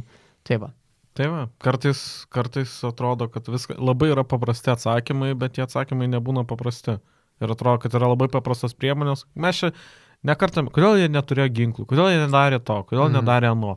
Bet kartais tu nedarai ir šitas filmas dėl to iš vienos pusės tu gali žiūrėti kaip į labai paprastą filmą, dėl ko jis buvo pirmiausiai galbūt ir net prastai įvertintas, nes vienas iš įvardymų buvo, tai yra tiesiog trileris, trileris tamsiam name, bet jis yra kosmose. Nieks nematė to, antro sluoksnio. Vėliau net tas pats kritikas pakeitė savo nuomonę ir pasakė... Tu kalbėjai apie visų kritikų tėvą? Taip. Rogerį Ebertą. Vėliau jis pasakė, kad tai kaip Star Wars yra originalus filmas, originalus yra tai, kad jisai nieko nekopijuoja, o jį kopijuoja. Taip ir Svetimas yra originalus filmas, jis nieko nekopijuoja, nors, ten... yra detalių. Yra detalių. Neįmanoma. Kad jis paėmė įkvėpimą ten ir iš Italijos kažkokio siaubo filmo, bet pats tas konceptas, ant kiek tu kuri tą įtampą, ant kiek tu įdedi tą būtent motyvą negalėjimo pasipriešinti kažkokiam blogiui, tai vis tiek buvo originalu ir tai išlieka ir iki šių dienų. Ir aš žinau, kad tau ten tie laivai bet man tie praktiniai efektai patinka, dėl to pirmieji Star Warsai yra daug geresni negu vėlesni Star Warsai, nes kuo mažiau CGI, kuo daugiau tų praktinių efektų ir man Svetimas yra tokia, tu sakai, Star Warsai, taip, yra tas žanras kosmoso opera. Tai man Svetimas kosmoso opera ne dėl savo didingumo arba, tokio gigantiškumo siužeto prasme, bet dėl savo dekoracijų, ypač toj planetoj nusileidimas. Tai yra, kai tu ateini į operą ir būna, didingumas būtent dekoracijų. Tau gali, muzika nepatik, bet būna wow. Tai aš kai pirmą kartą žiūrėjau tą visą rūką, tą visą planetą, tai man buvo wow. Ačiū tau, Vilmantai. Jau uždarom laidą. Uždar. Taip, Svetimas... Svetimas yra, man jis yra 8 peneliai iš 10. Bet jis, nes kai tu man vakar parašyti, aš pagalvojau, kad tau jis labai nepatiks, bet... Ne, man, sakau, antra dalis patiko, man tiesiog gal šiek tiek per ilgai ėjo iki tos jau... galėjo greičiau. Tiesiog. Bet jo, kaip aš jau minėjau, tai pirmi 2 mūsų aptikti filmai tikrai yra būtini pažiūrėti. Aš sakyčiau, ir šitas būtinas, sakau, nes jisai yra paskutinis akcentas, kiek mes, pavyzdžiui, mėgom Parazitą. Dėl ko mes mėgom Parazitą? Nes tai yra kažkokia, žanrų sintezė. Ten tai jau visiškai mišrainė, siaubas, drama ir komedija ir viskas. Bet čia irgi yra, čia yra viena geriausių žanrų sintezių. Mokslinė fantastika ir siaubas. Ir tas geras siaubas. Ne tas, kur tipo... Bugi. Jo, ne bugi, o geras siaubas. Tai sakau, man tai yra nesenstanti kino klasika ir aš manau, kad ją verta pažiūrėti. Nors kartą gyvenime, man atrodo, reikia. Duokit šansą. O šiaip mes jau aptarėm 3 filmus iš 70s. turbūt šiek tiek lysim į naujesnius laikus, bet jeigu turit rekomendacijų, vienas žmogus rašė komentarą, kad norėtų pamatyti recenziją apie Shining, tikrai bus, pažadam, bet gal šiek tiek vėliau, nes ką tik darėme apie Jacką Nicholsoną, tai šiek tiek reikia jam duoti atvėsti, pailsėti nuo mūsų aptarinėjimų, kad ausis nekaistų. O šiaip jo, susitiksim su naujesniu filmu šiek tiek ir palaikinkit, pasubscribinkit, jums tai nieko nekainuoja, mums duoda tai daug ir sekit mus Instagrame, sekit mus YouTube'ai, Spotify'e, kur tik norit, TikTok'o dar neturim. Blemba, aš labai bijau žengti tą tamsią pusę. Ženk, ten... Gerai, aš padarysiu šokit. Man žmonės sakė, kad ten yra... Ten dabar yra tikroji Lietuva. Tai. Ten tas, kur orkė, kur užmušė tą žmogų. Kas? Tas vyras orkė užmušė tą žmogų, daugelis savo per laivą. Dievarim, tai? Ja, per laivą žmogų užmušė. Tai tikroji Lietuva. Tikroji Lietuva. Tai va, grįšim mes po 2 savaičių į jūsų namus, į jūsų širdis, tai į jūsų kolonėlės. Jo bus gruodis, tai gal kažką jau tokio, nežinau, smagesnio. Kalėdinio kažką. Kalėdinio, nes jo, aptarėm labai 3 psichologiškai sunkius filmus. Ir biškai reikim duoti irgi pailsėti. Jo, kitam epizode likimo ironija arba po pirties. Ačiū. Po pirties. Gerai, ačiū, iki ate, mylim jūs labai, subscribinkit. Bye. Ate.